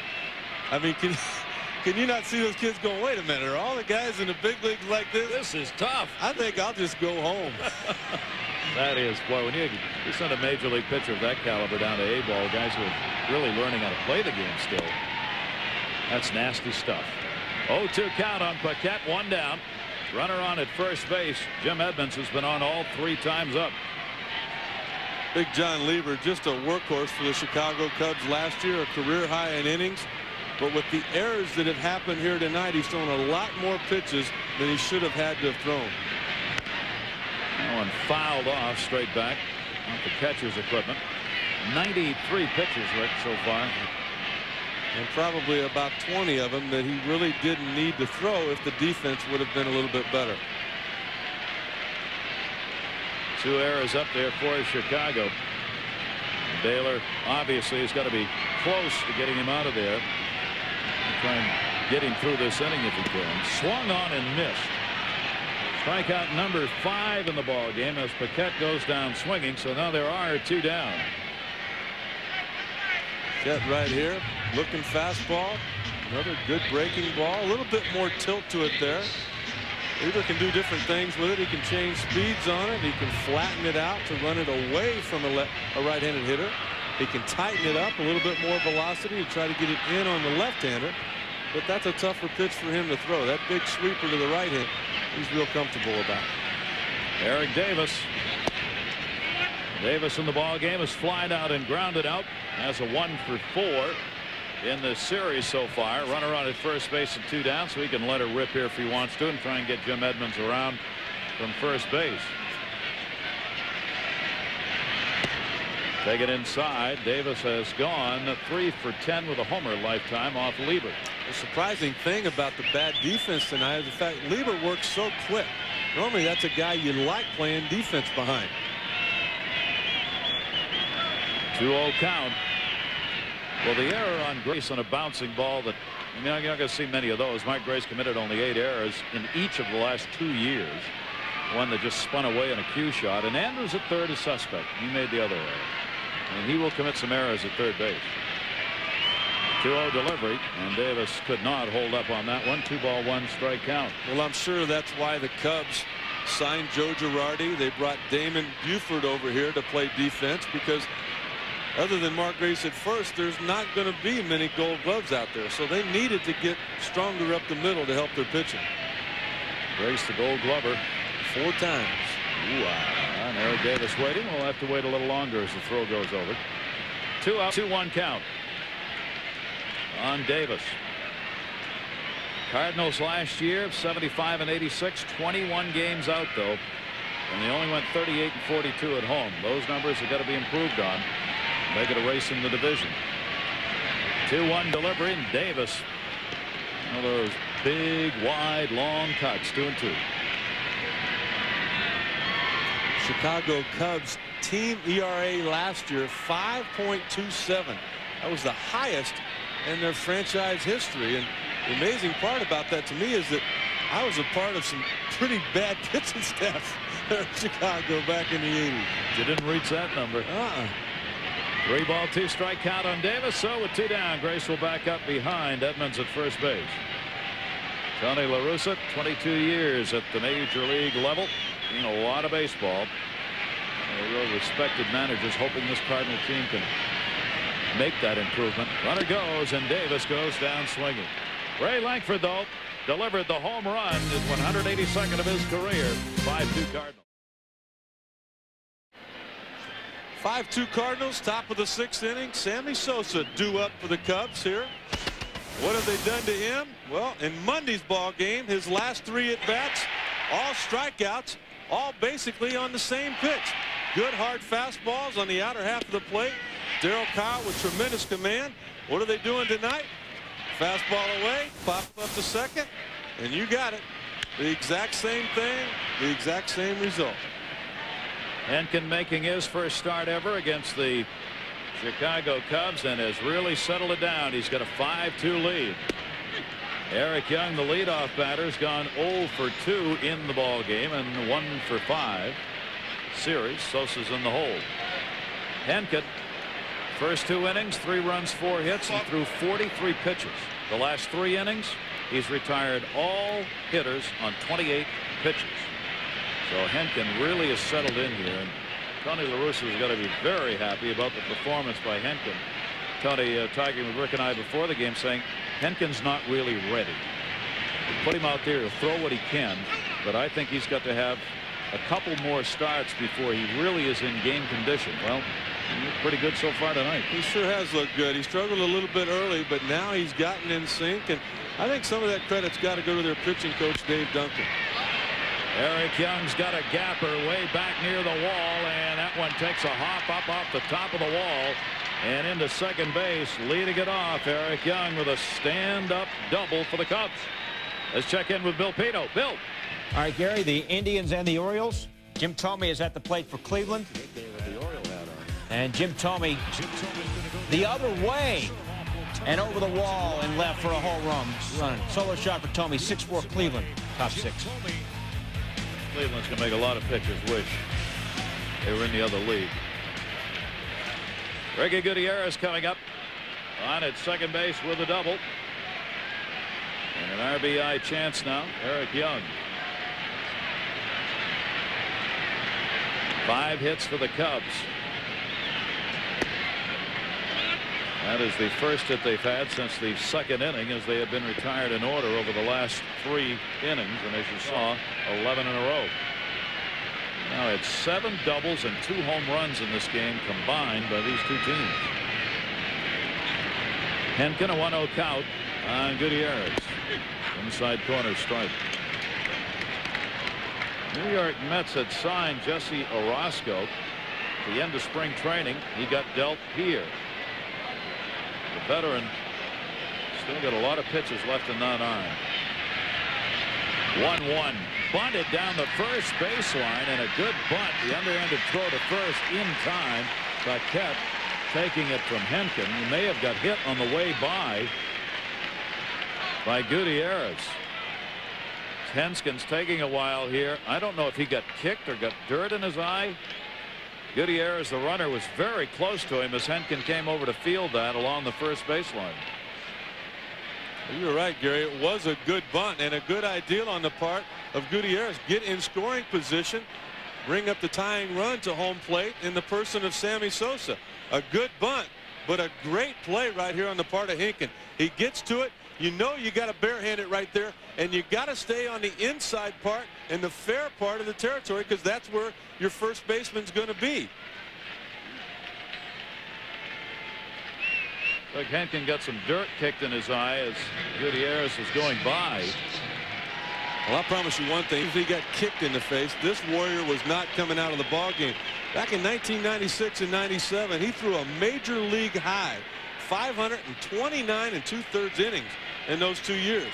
The last 2 years, he's just been 23 and 23. Maybe have something to do with all of those innings before, but we're seeing signs of the Pat Henkin that won the Cy Young back in 1996. So Sosa coming up. Why is Gutierrez bunting here? Just to try to get on base, and that would bring up the tying run in Sammy Sosa. Gutierrez is not going to hit the ball out of the ballpark. 8 home runs the last 6 years. He's got a runner on at second base, so I mean a base hit would potentially score a run even. Well, he wasn't sacrificing there. He was trying to bunt for the base hit. It just didn't happen. A great play. Henkin took that base hit away from him. A runner at third base now with 1 out, and Sosa, who has popped out to second base twice, has an 0 for 6 going in this series. And Henkin, a key moment in the game for him, and a strike with a fastball on the outside corner. And you can see where the catcher Matheny's setting up well out there on the outside part of the plate. Sammy is going to have to make an adjustment to that pitch. Either dive out over the plate or move closer to home. And a grounder to second base again. Pena will make the play over to first. Run will score, but Sosa is retired. He'll be credited with an RBI. It's his first RBI of the year, and it comes on a ground ball out. There's Matheny wanting that breaking ball out over the plate, but you could see Henkin missing with his location there. Ball catching the heart of the plate. Fortunately for Henkin, it was down, resulted in a ground ball. So Sosa's 2 for 14 on the year now. The 0 for 3 in this game. Mark Grace up, bases empty, 2 down, 1 strike count. Mark Grace delivered a double, picked that one up with an RBI in the first inning. The other Cubs RBI. It came in the first. 5-3 ball game now. The other run scored on a ground ball double play. And he gets a ride to this one to right field, way back by that foul pole. And it is a foul ball. He clocked that one, but pulled it just that little too much. Here we talked about it in the very first inning. The cut fastball of Henkin, something that Mark Grace can get to. He likes that ball middle in. He's quick in there. The problem for Grace, just a little bit too quick.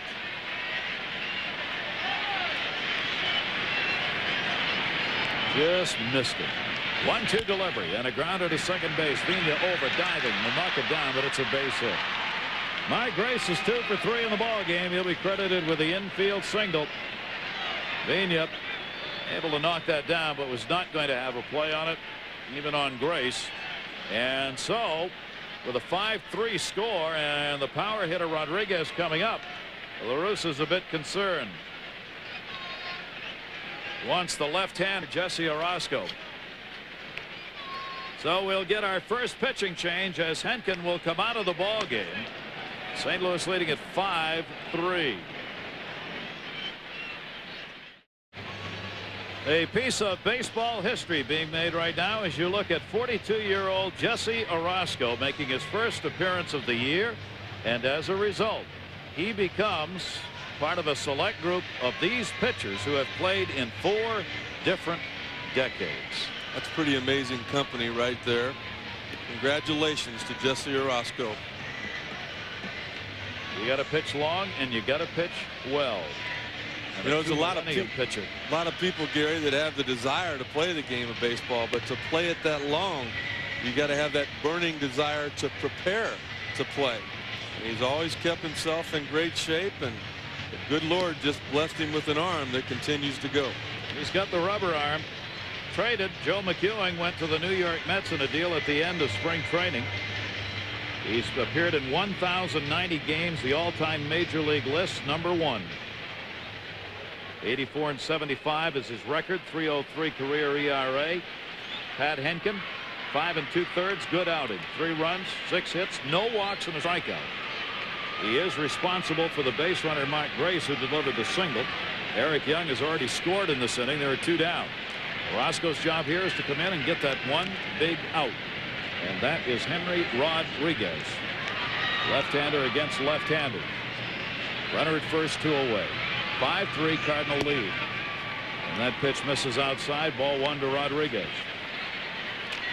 Oh, the Cubs right back in this ball game and putting the battle on here in the 6th inning. Lincoln's going to stick around and watch if Orosco can get that out here and preserve his chance to win the game. That one will be popped back and no play. 1 ball, 1 strike count on Henry Rodriguez. Manager Don Baylor's got to be just shaking his head right now. We talked earlier about the 2 pitchers that are on the disabled list for the Cubs. Also on the DL is a right-handed pinch hitting specialist, Glenn Ellen Hill. Hit almost .360 last year against left-handed pitchers. Rodriguez has always struggled against left-handers, but because Hill's not available, Don Baylor just has to sit back and hope Henry Rodriguez can catch up with something Jesse Orosco throws. 1-1 delivery with 2 down is grounded foul. Rodriguez hit .237 against left-handers last year and .334 against right-handers. 100-point difference. That's what Rick was talking about, and that's why Orosco has come on to face him here. Middle of the lineup for the Cubs is hurting. Rodriguez 1 for 14. Sosa 2 for 14. McGuire's the man who's been getting on, or Grace rather, 2 for 3 in this game. No RBIs. These 2 big guns. 1-2 count. Trying to get him to chase one, and it missed outside. 2 ball, 2 strike count. Orosco with that sweeping motion, and he's very tough on left-handed hitters. Working the outside of the plate, it's tough for the left-handers to hang in against him.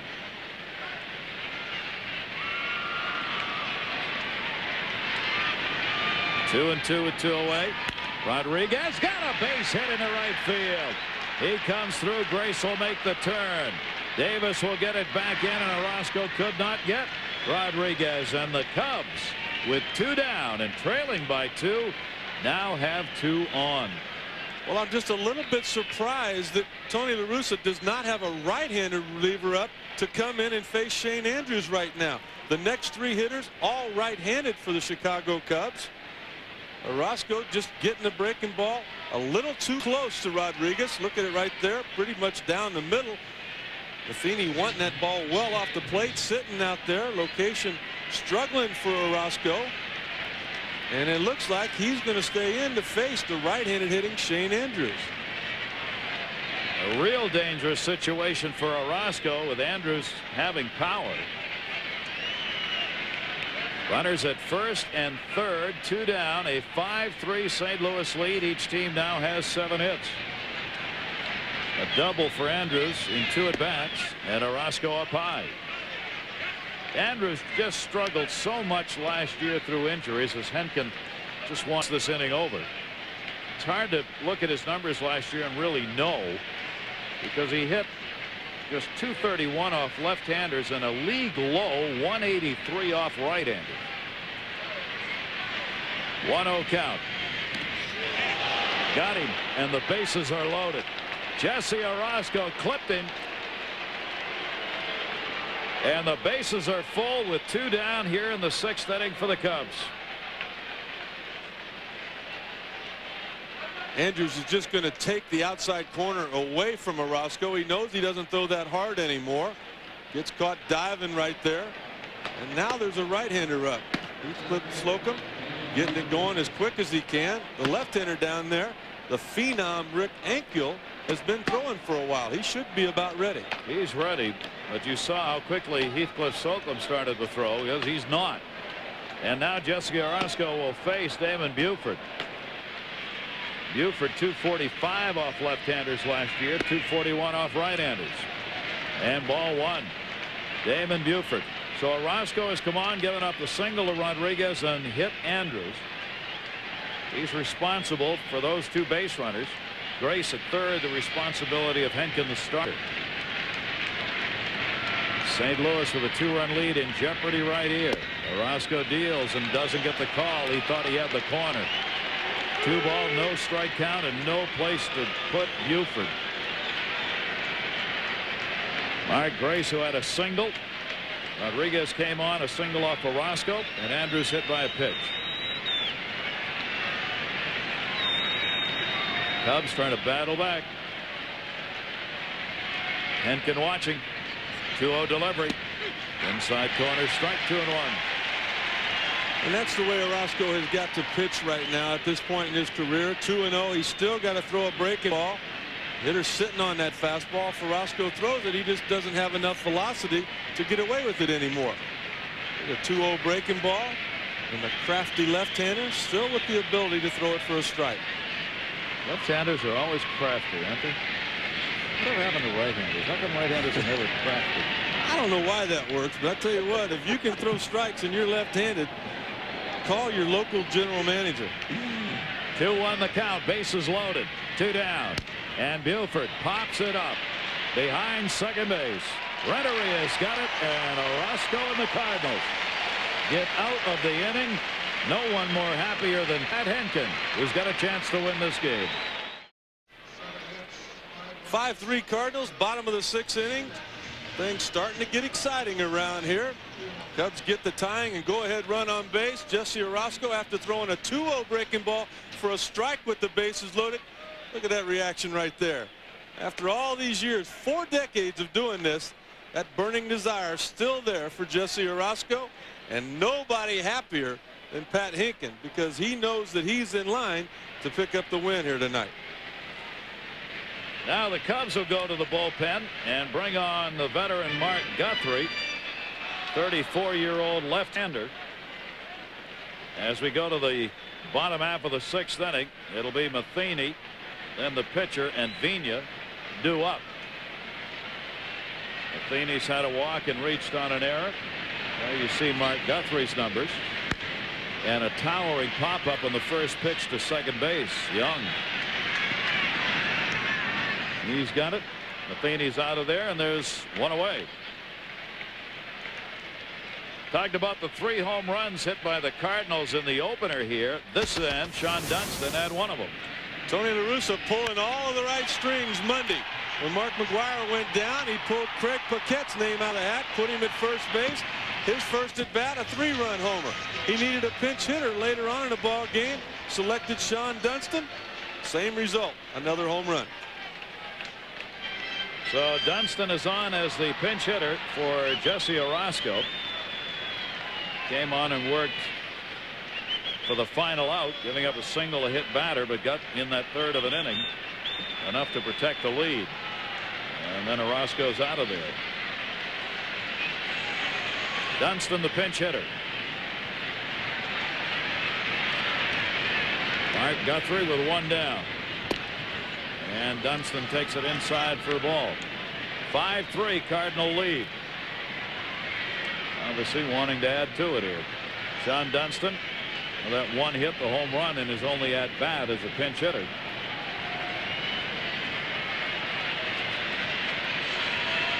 That's what he's done on the season so far. 1-0 delivery. Fouls that one off. Cut part of his own body on that one. Kind of ironic that last year Sean Dunston started the season with the St. Louis Cardinals, but got traded at the trading deadline there in July to the New York Mets. What's ironic about it, he got traded for Craig Paquette. That's the best trade you can make. You trade a guy for a guy, and you get both of them. He could swing right there. Not a very good result for Sean Dunston. That foot will be sore for a while. Barking on that one. 1 ball, 1 strike count on Dunston. And Dunston takes it down low from Guthrie. A 2 ball, 1 strike count. I used to always laugh at hitters when they would do that. And then finally, one day in batting practice, I did it to myself. And I literally wanted to sit down and cry. Stop laughing, didn't you? Oh, well, I guess I did. It's still kind of funny now. I'm not going to take any more batting practice. Boy, that hurt. That one popped up first base side. Girardi will come over. Blew back a little bit, and he got it. Let's check in with Bill Pito again. Bill. Gary, thank you. The Giants and the Marlins. The Giants have the lead. They're looking for more here. JT Snow deep to center. Preston Wilson on his horse. Track, wall, and a great catch. But Giants lead at 7-5, playing the top of the 6th. Maybe some of those scores could be played in that new ballpark, which is going to be much more conducive to scoring runs in San Francisco. Talked about Barry Bonds hitting the ball out into San Francisco Bay, the first one to do it. They've nicknamed it McCovey Cove, that area of the bay that's right outside that new yard built in the Embarcadero area. 2 down here. Fernando Vena on a 1-0 count. Vena 0 for 3 in the ball game and 3 for 8 in the series. Mark Guthrie out of the pen, and this is one of the real concerns for Baylor and the Cubs, their bullpen. Not a lot of faith in it right now. 1-1. You talk about desire to get on base. Watch this first pitch right here to Fernando Vena. Watch his right knee. Look what he sees it in there. You see him stick it out there. He knew it was a soft breaking ball. Wasn't going to hurt. Thought he might get a piece of his body on that baseball and get himself down there on base. 1-1. Strike call. Talk about a guy who appreciates where he's at. His parents defected from Cuba. Came in to the United States, into the South Florida area. He was born in the United States, however. But a very happy man. You talk to him about what his parents have gone through to get here. He says, I just thank God every day for what I've been able to do. 2 ball, 2 strike count. Well, we saw in the video earlier that he could take a collision with Albert Bell and keep going. A little breaking ball from Mark Guthrie is not going to do any damage. These managers have to love these kind of ball players. I mean, this is a get down, get dirty, every day, ready to play, never complain. Do whatever it takes. And wanting to get on base that bad. You got to respect that. Hit me, hit me. 2 ball, 2 strike count to it. Fernando Vena, ground ball towards second base. Young got it. He's got some speed, too. Good work by Guthrie. We've completed 6. Cardinals on top by 2. He's scheduled to start on Sunday, but he'll work this day in relief. 20-year-old Rick Ankiel. One of the real bright lights, not only for the Cardinals, but for Major League Baseball, Rick. Boy, for those of you out there that play that fantasy league baseball, try to pick this kid up before the world finds out about him. Throw the fastball in the mid-90s, an outstanding hook, a tremendous athlete. He's got that desire to learn. And when you got a manager like Tony La Russa and a pitching coach like Dave Duncan, there's a lot to learn from those 2 guys. Joe Girardi will face the 20-year-old left-hander. Ankiel worked 9 games, 5 as a starter last year with the Cardinals, went 0-1. He's had only 2 minor league seasons under his belt out of Fort Pierce, Florida. And Girardi laid on the fastball, and a lot of hitters are going to do that. And a 1 ball, 1 strike count on Girardi. And you can't get deceived with the velocity either. That last fastball, 91 miles an hour. You think, well, that's not that quick. He can get it up to 95, but it's a deceiving, sneaky type velocity. That ball just gets on you quicker than you think. Oof. Yeah, there's 95. And you know what? There's more gas in that tank. Liniak on deck. He the pinch hitter. Girardi, that was an off-speed delivery that slipped out of his hands, and a 2 ball, 2 strike count. Cubs had a chance, leaving the bases loaded against Orozco in that last inning. That one onto the screen will hold the count at 2 balls and 2 strikes. Girardi, pinch hitter, and the number 9 hold, and Young due up here for the Cubs in the 7th inning.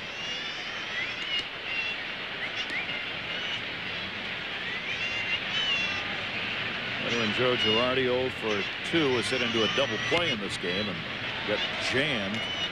Just got enough of that to foul it back to hold the count at 2 balls and 2 strikes. That's all the veteran Joe Girardi can do in a situation here with a pitch like that. You got the youngster on the mound. Nobody knows a whole lot about him. You read all the press clippings, but that doesn't tell you what it's like to face his fastball. Boy, he piled the strikeouts out in the minors. A ball, he had 181 strikeouts in 126 innings. Prince William. Double A, 75 strikeouts in 49 innings. Triple A, 119 strikeouts in 88 innings.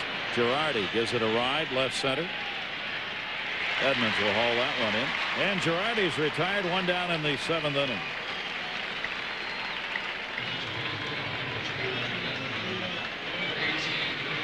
$38,908 on hand here tonight in St. Louis. Not a sellout crowd by any means, despite the McGuire-Sosa hoped for confrontation. But McGuire, of course, out in the first game and also out in this one with a bad back. Nevertheless, early on in the year before school gets out, still a pretty good crowd here in St. Louis. Liniak is up, the pinch hitter. With 1 down and nobody on. First ball hitting and fouls it back for a strike. Comes out of the Boston Red Sox organization. Liniak, just 23 years old, was with the Red Sox for 5 minor league seasons, then came over to the Cubs last year when Rod Beck was dealt to the Red Sox. That one is down low. 1 ball, 1 strike.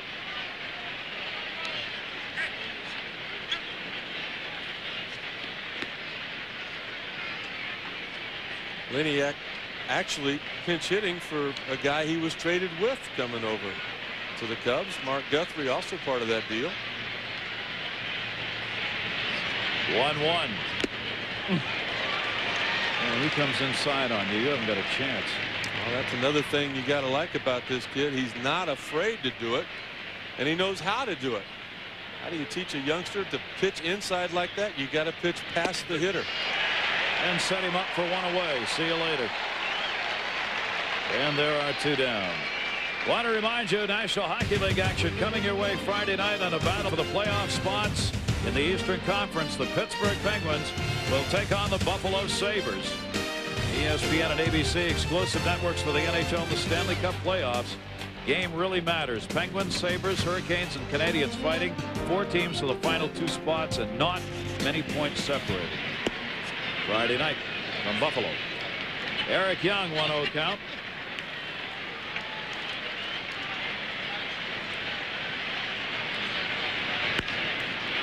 Ankiel's pitch to right center field.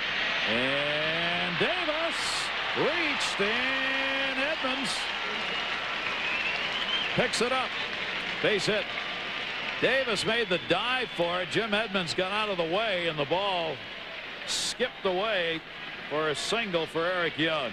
Not hit very hard, but it's going to look like a line drive in the box score tomorrow. You got 3 guys with tremendous range. They're all going as hard as they can. Eric Davis must have said something because Edmonds kind of pulled up, but nobody could get to that baseball, and all of a sudden the tie-in runs at home plate. Cubs keep coming that close. Ricky Gutierrez up. Gutierrez takes it down low for a ball. 2 down, 1 on, 7th inning. And the Cubs now have 8 hits in the ball game. They're out hitting the Cardinals 8-7. Hunter being held at first, and the fastball misses away. 2 balls and no strikes. I know Don Baylor is about as aggressive as they come as a manager, but I might put the take on right here. Gutierrez with no power, the guy in the on-deck circle, all the power you'd ever want. I think you were right, Rick. Gutierrez is going to hit ground balls. That's what he does now. Tries to put it through, and you got Sammy Sosa waiting on deck.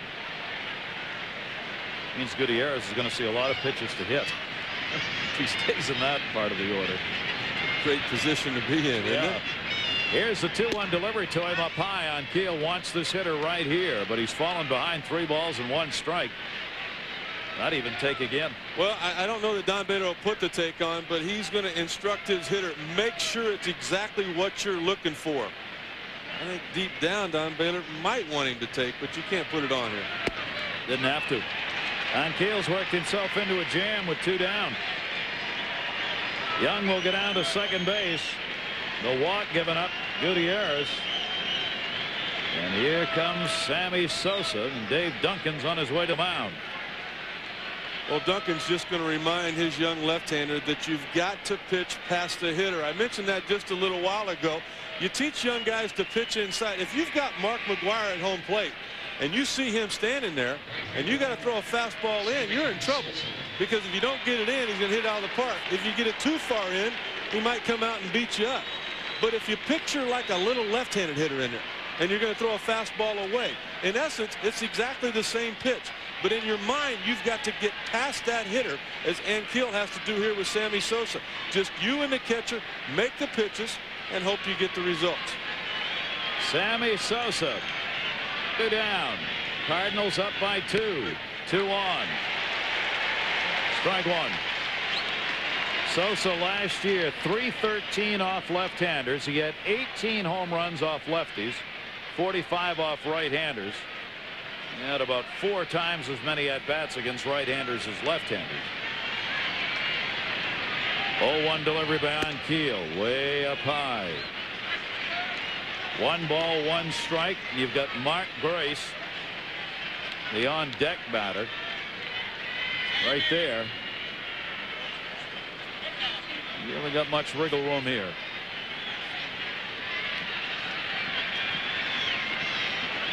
Young and Gutierrez, the base runners. Tried for the outside corner and missed it. 2-1. You got problems right here. Even though Grace is a left-handed hitter, you got a left-handed pitcher on the mound. Mark Grace's career average just barely under 300 against left-handed pitching, so it doesn't matter. Well, this thing surprised me, Rick. There's nobody in the bullpen for the Cardinals. 2-1 delivery. You would think at this point in the ball game, especially with a left-hander throwing, you might want to have somebody up in the pen just in case. I mean, obviously you've only played 1 game. Everybody's rested out there. The day off yesterday. Yeah. But Tony La Russa's not doing that. 3 ball, 1 strike count. Sammy Sosa, RBI and a ground ball out, the only one he's had this year. Fouls that one back. He was anxious on that at the plate. 3-2. Might have helped him just a little bit right here. It looks to be ball 4. You see Matheny go up there to try to catch it. Sammy also trying to get up there to hit it, but the guy's not going to give you anything to hit. You simply, the best thing you can do for your team, take the base on balls and hope the guy behind you can make it hurt. McGwire, the fan, watching. Cardinal fans applauding. 3-2, runners go. Grounded to third. Short hop, Tatis got him.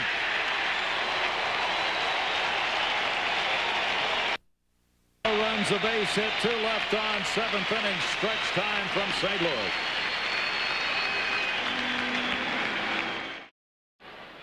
Cardinals hit here with a 5-3 lead in the bottom of the 7th. Why are they still ahead? We'll take a look at the sequence. Watch the left foot right here of Sammy Sosa. Look at him trying to get out to that outside corner. Tried to come inside, didn't pick it up. Look at Sosa going right back out there trying to. Now look at Mike Matheny right there. That's why he's in the lineup right now. You got a young pitcher on the mound and Rick Ankiel. Matheny right there saw Sammy Sosa sneaking out to that outside corner. Simply called for the fastball in. Was able to jam Sosa a little bit. Get the ground ball to third. And that man right there deserves some credit for calling that pitch. You got a youngster on the mound. He doesn't know much about Sosa. Matheny, even though he was with the Milwaukee Brewers, got to see enough of Sosa the last couple of years, knew that he had to make an adjustment, did it, and the Cardinals still have the lead. And that's what we were talking about earlier when Tony La Russa saying one of the 2 things has to happen. Pitching staff has to be handled. That's what he meant.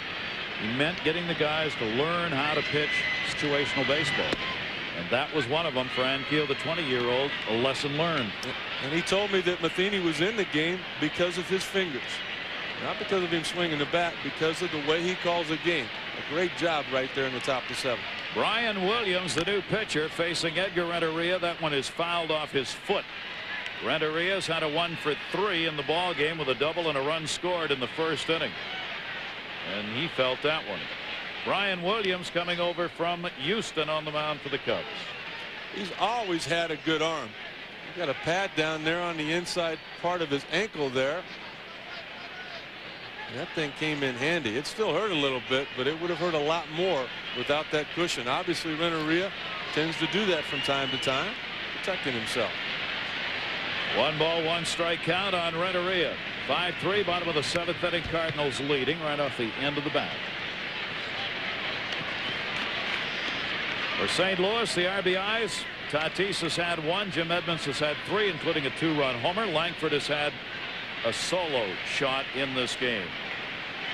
The Chicago Cubs, RBI Mark Grace picked one up at a double. Sosa got one on a ground ball out. The other came on a double play. Down to third and foul. Renteria still with a 1 ball, 2 strike count. I really looked for a monster year out of Edgar Renteria. He's always been a guy that could hit in the clutch. He proved that in Game 7 of the World Championship that the Florida Marlins won.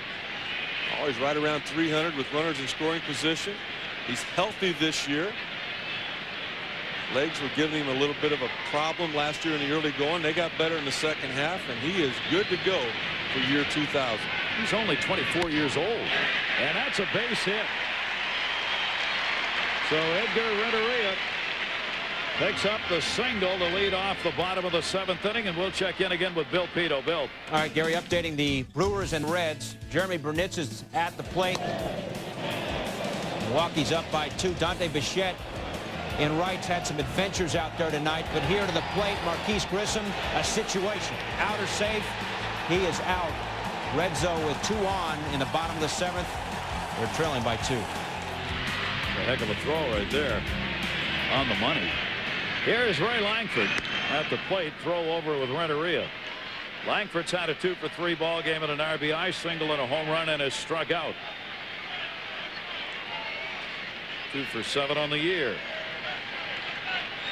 Williams, the 3rd pitcher on. Lieber, Guthrie, and now Williams for Don Baylor's Cubs. And Langford takes it outside for a ball. Good work by Guthrie, who worked an inning and retired 3 that he faced. Lieber, 5 innings, 5 runs, 4 earned, 7 hits, 2 walks, 6 strikeouts. Brian Williams, 31 years old now.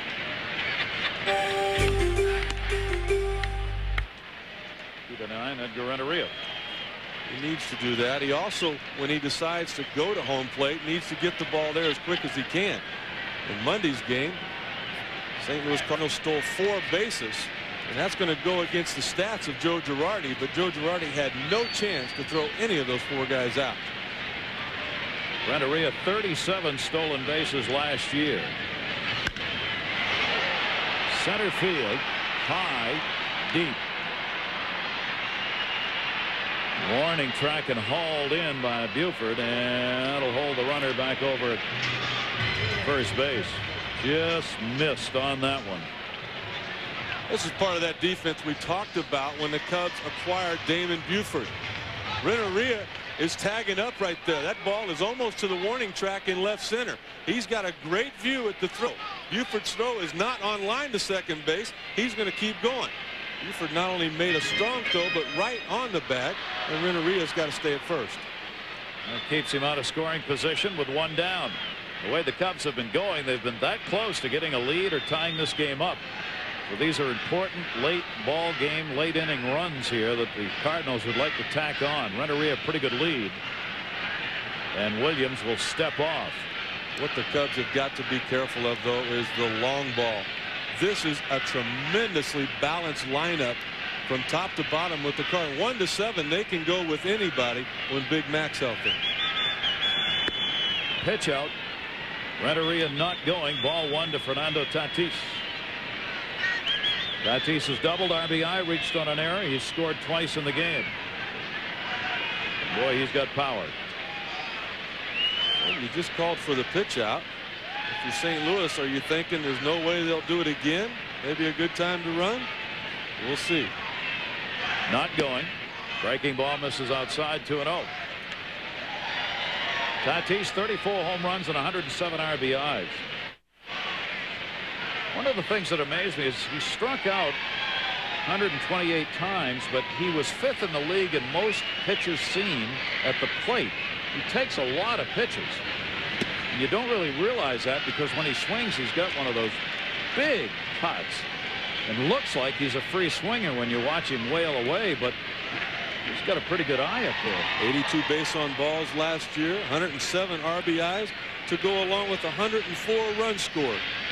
No wonder he got a 4-year contract extension. Man, that's a big picture right there. 3-0 count, and he takes all the way. Missed inside. Williams slipped on the delivery, and the Cardinals here in the bottom of the 7th, 2 on, 1 down for Edmonds. That's why speed is so important in the game of baseball. That's why St. Louis is excited about Fernando Vina leading off and what he brings to their lineup.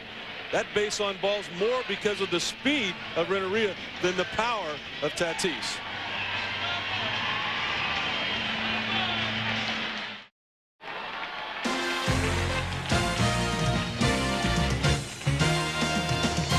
ESPN Wednesday Night Baseball is brought to you by Keystone Light, America's never bitter beer. Cardinals trying to add to their lead. 2 on, 1 down. Felix Heredia, 23-year-old left-hander, on to face Edmonds. Heredia's in for the 3rd time already this year. He's worked an inning and 2/3, hasn't given anything up, and has a couple of strikeouts, hasn't walked anybody. Facing Edmonds, who's had a home run, a double, and 3 RBIs, and has drawn a walk. Runners at first and second. Renteria started with a single, a 1-out walk to Tatis. And the Cardinals are threatening here in the bottom of the 7th to extend their 5-3 lead. Felix Heredia's job here to get this left-hander out of there. Rick and I were looking. Edmonds hit only 190 against left-handers last year, so that's why Baylor made this move. Well, the statistics say that this is the right move to make, but that's why they play the game. If Heredia does not throw strikes, it doesn't matter what Edmonds hits off left-handed. He's not going to have to swing the bat. And a 2-0 count. Look, fastball. Strike taken. The reason the relievers of the Cubs having trouble throwing strikes right now is because of the speed and the awareness of Renteria. He was thinking about stealing second there, and Brian Williams was thinking that he was thinking that. Now he's deep into the mind of Felix Heredia here. From Matt Karchner warming up in the bullpen. These managers now going at it strategy-wise. 2-1. Edmonds outside to him. This is why a manager either gets gray hair or loses hair. You bring a guy in to get 1 out, and now it's a 3-1 count on Edmonds. Yeah, if those hairs don't turn gray, they turn loose, don't they? Only 1 away. Edmonds, chance to have a huge night with a base hit here. Add to his RBI totals. No play at second base on Renteria. Gutierrez, the shortstop, moving in behind it.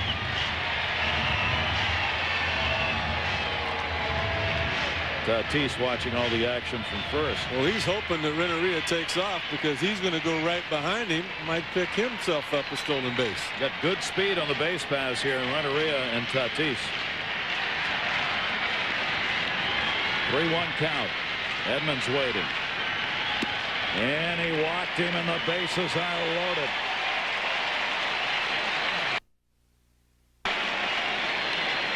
And of course it's going to be Greg Paquette.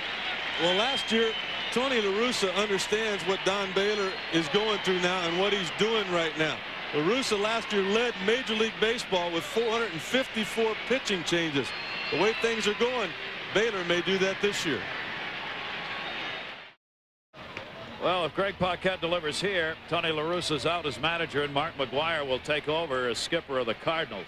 Because on Monday, Greg Paquette played for McGwire when he pulled himself out. And what did he do? Delivered 1 of 3 home runs they picked up, a 3-run in that game.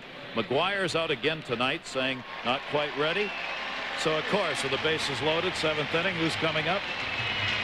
You guessed it. Well, the numbers in this situation would dictate that Don Baylor leave the left-handed pitcher in. Last year, Paquette hit .204 against left-handed pitching, hit well over .300 against right-handers. But for Don Baylor, with his young left-hander not being able to throw strikes and the bases loaded, you got to bring in somebody that's going to put the ball in play. 32-year-old Matt Karchner used to be with the White Sox. Paquette with the bases loaded, 1 down, infield double play depth, outfield straightaway and deep. Paquette has had 10 hits and 44 at bats with the bases loaded. 7 of those 10 have been for extra base hits, but no grand slams. And he's got a chance here with Renteria, the lead runner. Tatis, who drew a walk, and another walk to Edmonds, who's at first. That one hit in the air to right field, deep enough to get a run in. Sosa back to get it. Renteria will tag. So will Tatis. RBI, Paquette, 6-3 Cardinals.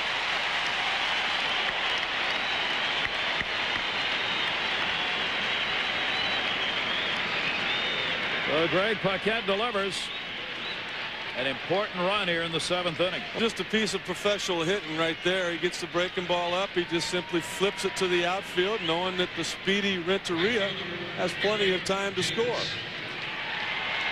Now there are runners at first and third as Tatis tagged up, moved over to third base. Talk about strategy now. The last 10 batters for the Cardinals have seen 5 different pitches as the Cubs, Don Baylor moves them in and out. Lieber, Guthrie, Williams, Heredia, now Karchner. And Davis towards the gap in right center field. Could be a game breaker. All the way to the wall. Tatis will score. Edmonds running on contact is in. A 2 RBI double for Eric Davis. 8-3 Cardinals.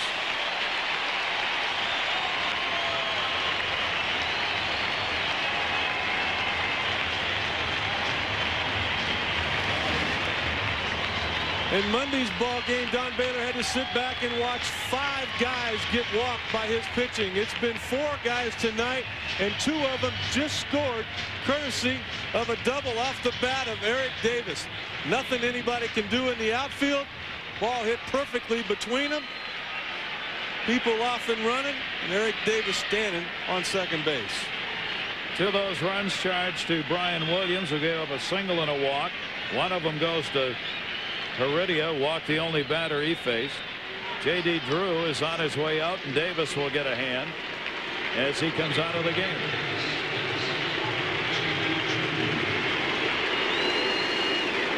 J.D. was telling me before tonight's ball game he knew he would get in. I got veterans out there on the corners.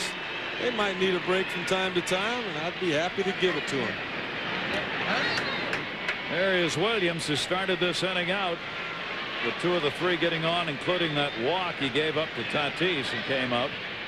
8-3 lead, 9 hits now for the Cardinals. Runner at second, 2 down, and Mike Matheny up and a strike taken. So the Cardinals extend the lead with some big hits. Mark McGuire's going, hey, they don't need me. They're doing just fine. Baseball needs Mark McGuire. That's right, right. 1 ball, 1 strike count on Matheny.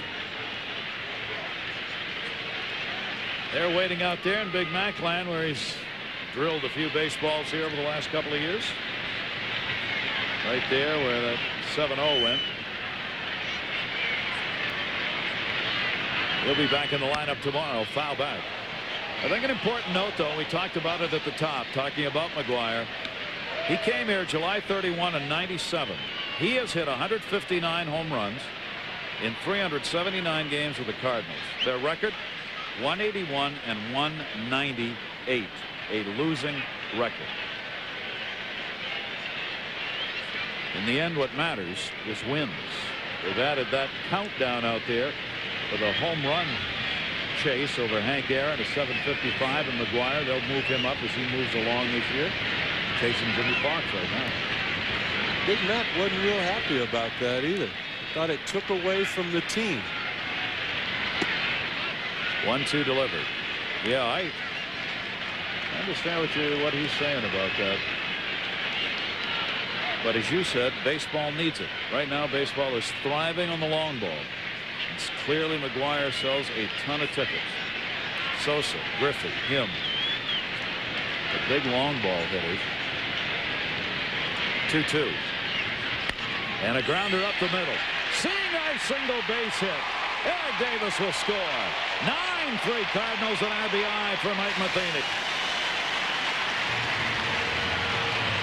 Drew comes across running for Davis. Matheny comes through with a big 2-out hit.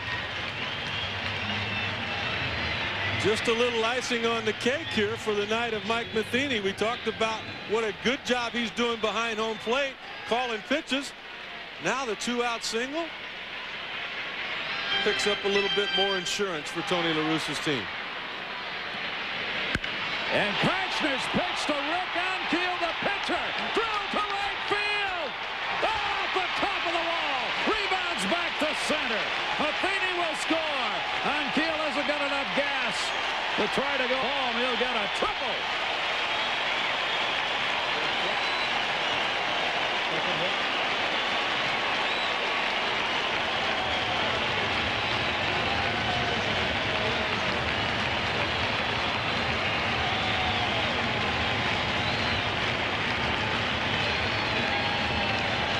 Rick Ankiel looks like he was born to play in the National League. You got to swing the bat if you're a starting pitcher over here.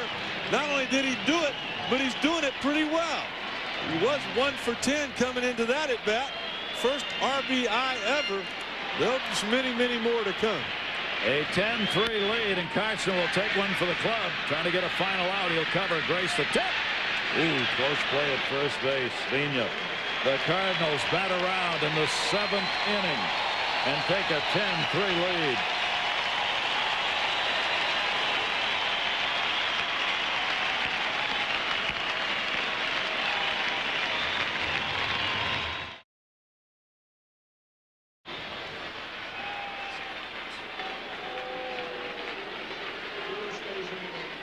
A 10-3 lead for the Cardinals, and Rick Ankiel with an RBI and a triple and almost had a dinger. Gary, this is a bomb right here. Look at the pitch right down the middle. Perfect swing. I don't know that Ankiel can hit it any further than that. But you know what it makes me think? I talked earlier about this being a big ballpark. It's tough to get it out of here. And you think about how many home runs Big Mac loses because of the dimensions of this ballpark. That's a scary thought. I mean, if he played at Coors Field, played at Wrigley Field, played in the new Enron Field, how many could he hit there? Ankiel goes back out onto the mound as we go to the 8th inning, and the Cubs now down by 7 after a big 5-run inning. In the 7th inning, Cardinals batted around. Mark Grace,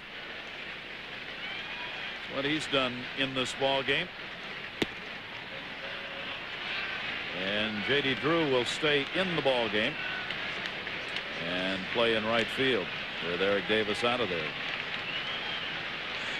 Mark McGuire, as far as home and road is concerned, he had 37 here at home and 28 on the road last year. That's a great credit to him to be able to do that in this yard. Have the numbers advantage. 2-1 count on Grace. So the Chicago bullpen struggles again, as they had worried about right from spring training into the season, and does not deliver here. Their starter, still the pitcher of record, John Lieber, gave up the 4 runs, 5 runs, 4 earned, and 5, and the rest off the pen. Inside, and Grace is on with a leadoff walk here in the 8th inning. This copyrighted telecast presented by authority of the Office of the Commissioner of Baseball may not be reproduced or retransmitted in any form, and the accounts and descriptions of this game may not be disseminated without express written consent. Gary Thorne, Ritz Sutcliffe, and our Wednesday Night Baseball crew. Thanks for joining us, everybody. Here in St. Louis, Dave Duncan back out to talk to the 20-year-old on the mound.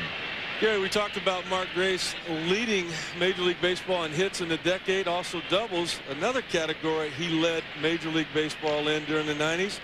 He played in more losing games than anybody else, 758. We know that's not Gracie's fault. He did everything he could. He's a .310 lifetime hitter.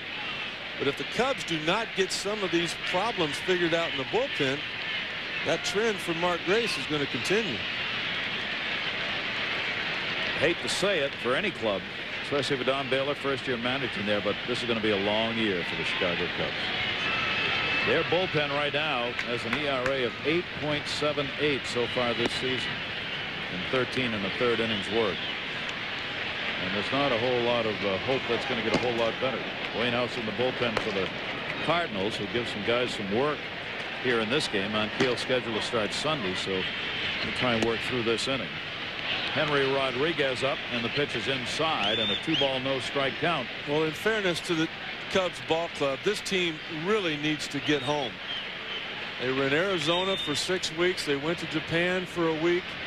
Now they come to St. Louis. That off day yesterday here did not help them. They needed to spend that off day in their bed, drive their car, hang with their family.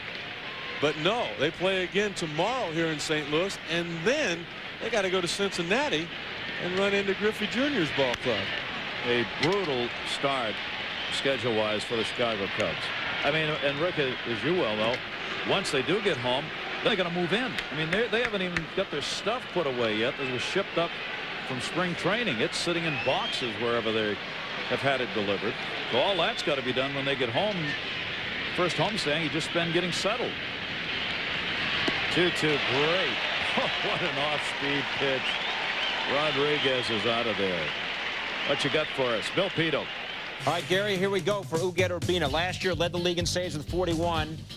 Has a 2-run lead on the Dodgers with 2 out in the 8th, but with 2 aboard, it's Dave Hansen. 3-run home run, and the Dodgers now lead at 5-4 in the bottom of the 9th. Meanwhile, how about Andres Galarraga? Had the homer opening day, and now he's got number 2.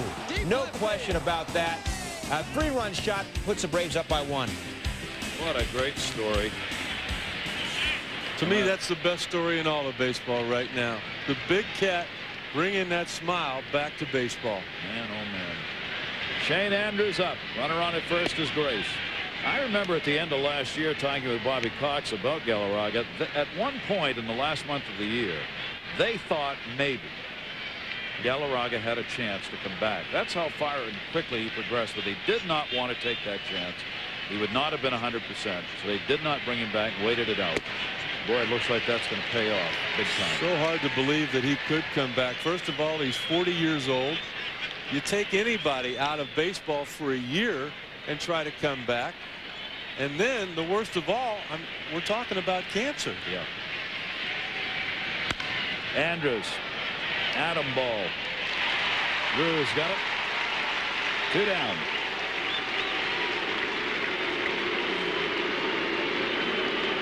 So after a leadoff walk to Grace, he gets Rodriguez on a K and Andrews to right, 2 away.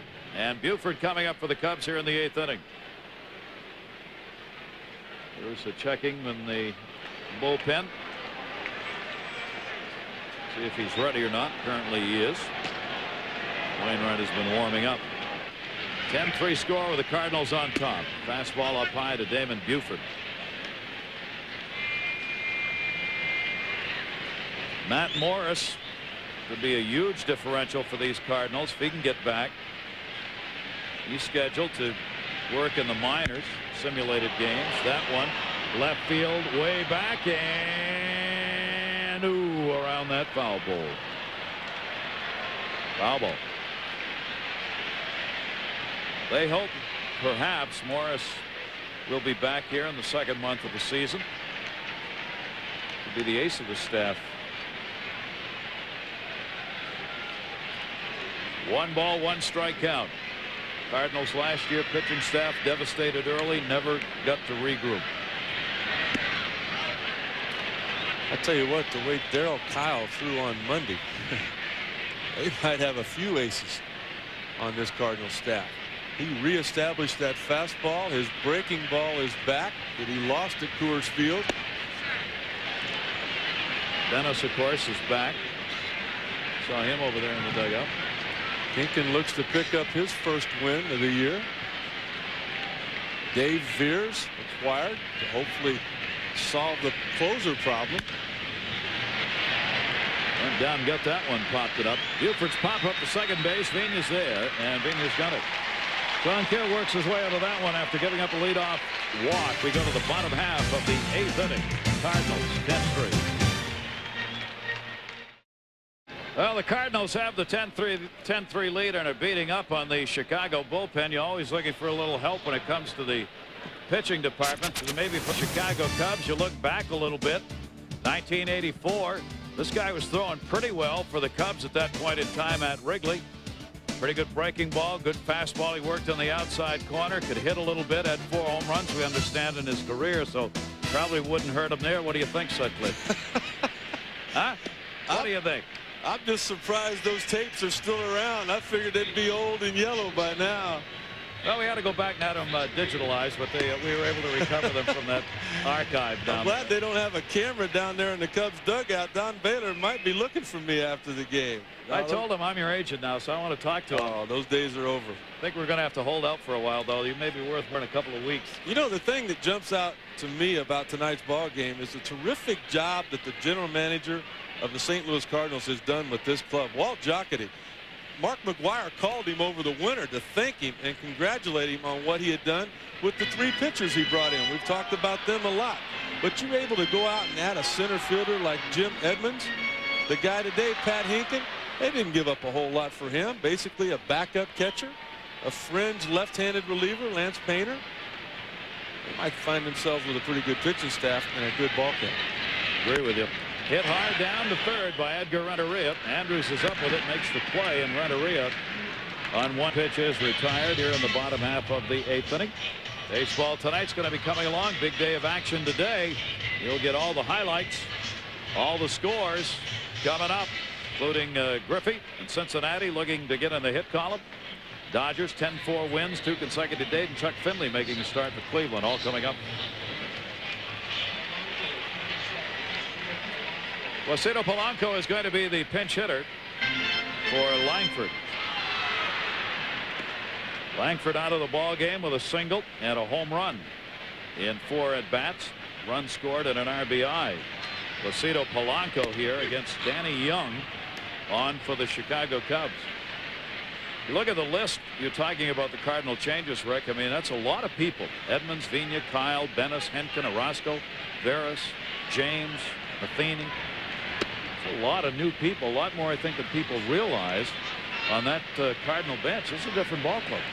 That team needed to make a lot of changes. You mentioned earlier Mark McGwire hitting all those home runs, and they're not even a 500 club. That won't get it done. The easy part is saying you need to make changes. The tough part is going out and doing it, and that's what Walt Jocketty was able to get done. Dennis and McGwire. 2 ball, 1 strike count. And that one off the fist to left field. Rodriguez. Polonia retired, and there are 2 down here in the 8th inning. 2 away, nobody on. Chicago Cubs looking ahead to their half. Bottom 3rd will be due up in the top of the 9th inning.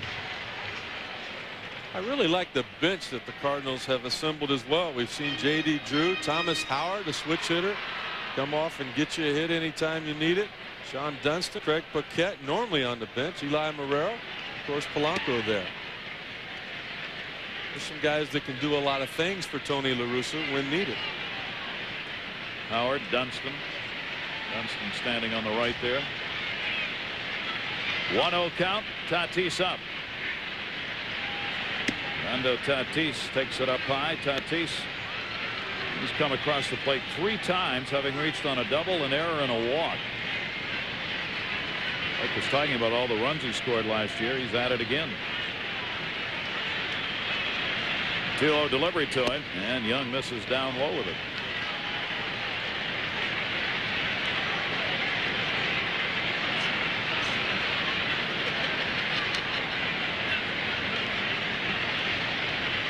Left-hander Danny Young you're looking at, 28 years old. A lot of minor league experience. In fact, all of it minor. Another one of those guys who's really paid his dues. He started in pro ball in '91. And this is the first time he's pitched in the majors this year. this year is the first time. 3-1 check swing on a high fastball. 3-ball 2-strike count on Tatis. I'm really impressed with the stuff of Danny Young. Fastball in the low 90s, good breaking slider, but his problem here in the early going has been finding home plate. Walked 2 guys every time out his first 2 outings. Hopefully not tonight. 3-2 delivery is a fair ball down the line. Andrews couldn't get it. Tatis with that big time speed. Second base, Rodriguez retrieves on a double. Big ball game for Tatis with 2 down. Let's check in with Bill Pito. Bill. All right, Gary, we showed you the Dodgers going out in front of Montreal, but here, with the bases loaded in the bottom of the 9th and the Expos down 1, Rondell White 0 for 10 on the year. Before that at bat comes through, drives in 2, and the Expos come back to beat L.A. by the score of 6-5. Jeff Shaw was a pitcher at the moment for L.A. Ouch. Nice comeback win, though.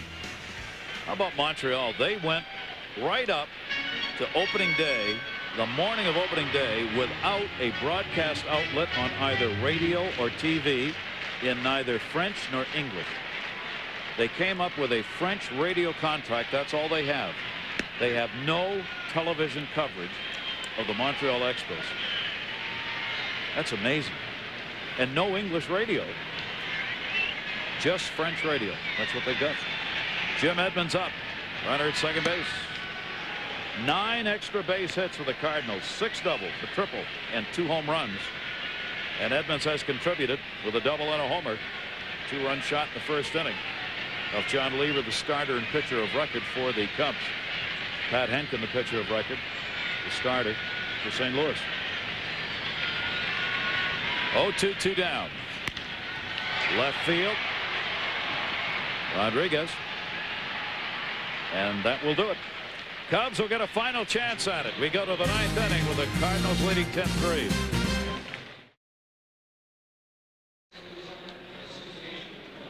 Cardinals have the 10-3 lead. Welcome back to St. Louis. 12-hit attack for the St. Louis Cardinals in this game. A reminder, Cleveland Indians, Sunday Night Baseball coming up. They will be at Tampa Bay. Big time bats in both of those lineups. 8 o'clock Eastern. Sunday Night Baseball on ESPN. Gary Thorne, Rich Sutcliffe. Cardinals blowing this one open with 5 runs in the 7th inning. Pat Henkin waiting to see if he's going to be the winner here. And John Lever, who would be 1-1 if the Cubs don't come back, would take the loss in this game. David Wainhouse will come on in relief. Keel out of there. 4th pitcher for the Cardinals. Wainhouse, 32 years of age, has been around, spent a lot of time at the minor league level after being selected by the Expos in the first round of the June 1988 draft. Been signed as a minor league free agent by Toronto in '94, Florida '95, Pittsburgh '96, Colorado '97, and then once again by the Cardinals in January of this year. Sarlan Morero's come into play first. Polanco stays in at second base. Paquette moves out into left field. Greg Paquette. Change is made here. And Roosevelt Brown is the pinch hitter. He is not the former offensive lineman for the New York Football Giants. Greer, Modulewski, Ketkavich, Brown. Fly ball right field into that corner. Drew over, will not have a play as it ends up in the seats. And a 2-strike count on Brown.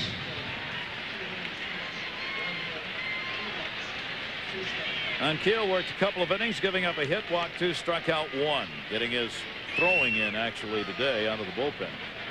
Roosevelt Brown, pinch hitter, 0-2 count on him. Batting for the catcher, Girardi. And the pitch by Wainwright. This is outside. 1 ball, 2-strike count. That long fly ball Brown hit was not an accident. 22 home runs last year for the Cubs AAA team. Ooh, got him on the foot. Didn't want that. Wainwright didn't. So here in the 9th inning, Cubs hit a man on, hit batter. Good hard breaking ball. Just gets away from Wainhouse. Nothing Brown could do. Pick himself up, dust himself off, head on down to first base. Over again. That's a good song. I like that. That's good. The great thing about going to first base for the Cubs, you get to visit with sweet swinging Billy Williams. Oh my. Jeff Reed is the pinch hitter for Young, the pitcher. Reed up. Runner at first base, and the pitch is outside Wainwright. Obviously, when you got a 10-3 lead here in the 9th inning, they're not going to hold at first. Marino staying back. 1-0 count. And Reed will take it inside. Wainwright struggling here, trying to find that strike zone. First appearance in the majors in 1984 with the Twins. Reed, the man up there at the plate. 2-0 count. And fouls that one off down the left field line. Those of you watching the Cincinnati ball game, welcome to St. Louis. Gary Thorne, Rick Sutcliffe. We are in the 9th inning. Cardinals have a 10-3 lead in this game. With the Cubs batting in the top of the 9th, Jeff Reed is up with a runner at first. Roosevelt Brown on for the Cubs. And that one misses. Mark McGwire did not play tonight. That bad back that acted up on opening day has kept him out of the ball game here tonight as well. The two starters are the pitcher of records, John Lieber for the Cubs. 5 runs, 4 earned, and 7 hits over 5 could be the loser. Pat Henkin, 5 2/3, could be the winner. That's a fair ball down the line. Brown's on his way to third base, and that's where the Cubs will have runners. First and third as Reed comes on as a pinch hitter and delivers a pinch hit single here in the 9th inning. Yeah, but more good news for the St. Louis Cardinals. Not only they played well the first 2 games of the season, but Mark McGwire telling me before the game, we'll take a look at the pinch hitter Jeff Reed. Base hit down the line. Got him a fastball he liked. Paquette not able to get there. You wonder if Big Mac, being about 4 inches taller than Paquette, might have been able to bring that down. But Big Mac went through all the drills today. Everything went well. He hit, he ran. And the plan is for him to check everything tomorrow. And if there's no problems, he'll be good to go. That was scary Monday. You know that opening day, the big crowd. I mean, you're going to suck up an injury if you can to go out there and play in front of them, particularly the way McGwire feels about the fans here in St. Louis. And he had the MRI done, of course. It is, and it was not a disc. He's strained back, which isn't great, but it's much better than having a disc problem. Eric Young at the plate, the leadoff batter, double and a single. Cardinals have out-hit the Cubs 12-9 in this game. Chopper to short. Renteria, Polanco, the relay. In time, they turn 2. Brown will score. It is a 10-4 game, but here in the 9th inning, the Cubs only have 1 more out to work with. Wayne House getting the ground ball. Look at Renteria right there. Got his body going in that direction, and that split second and that step that he took in the direction of second base was what was able to record the out at first base by less than a step. Ricky Gutierrez in the 9th inning with 2 down. And the pitch is taken down. No, a strike at the knees. Gutierrez a single and scored in the first. Broken back ground ball, second base. Polanco. Cardinals win.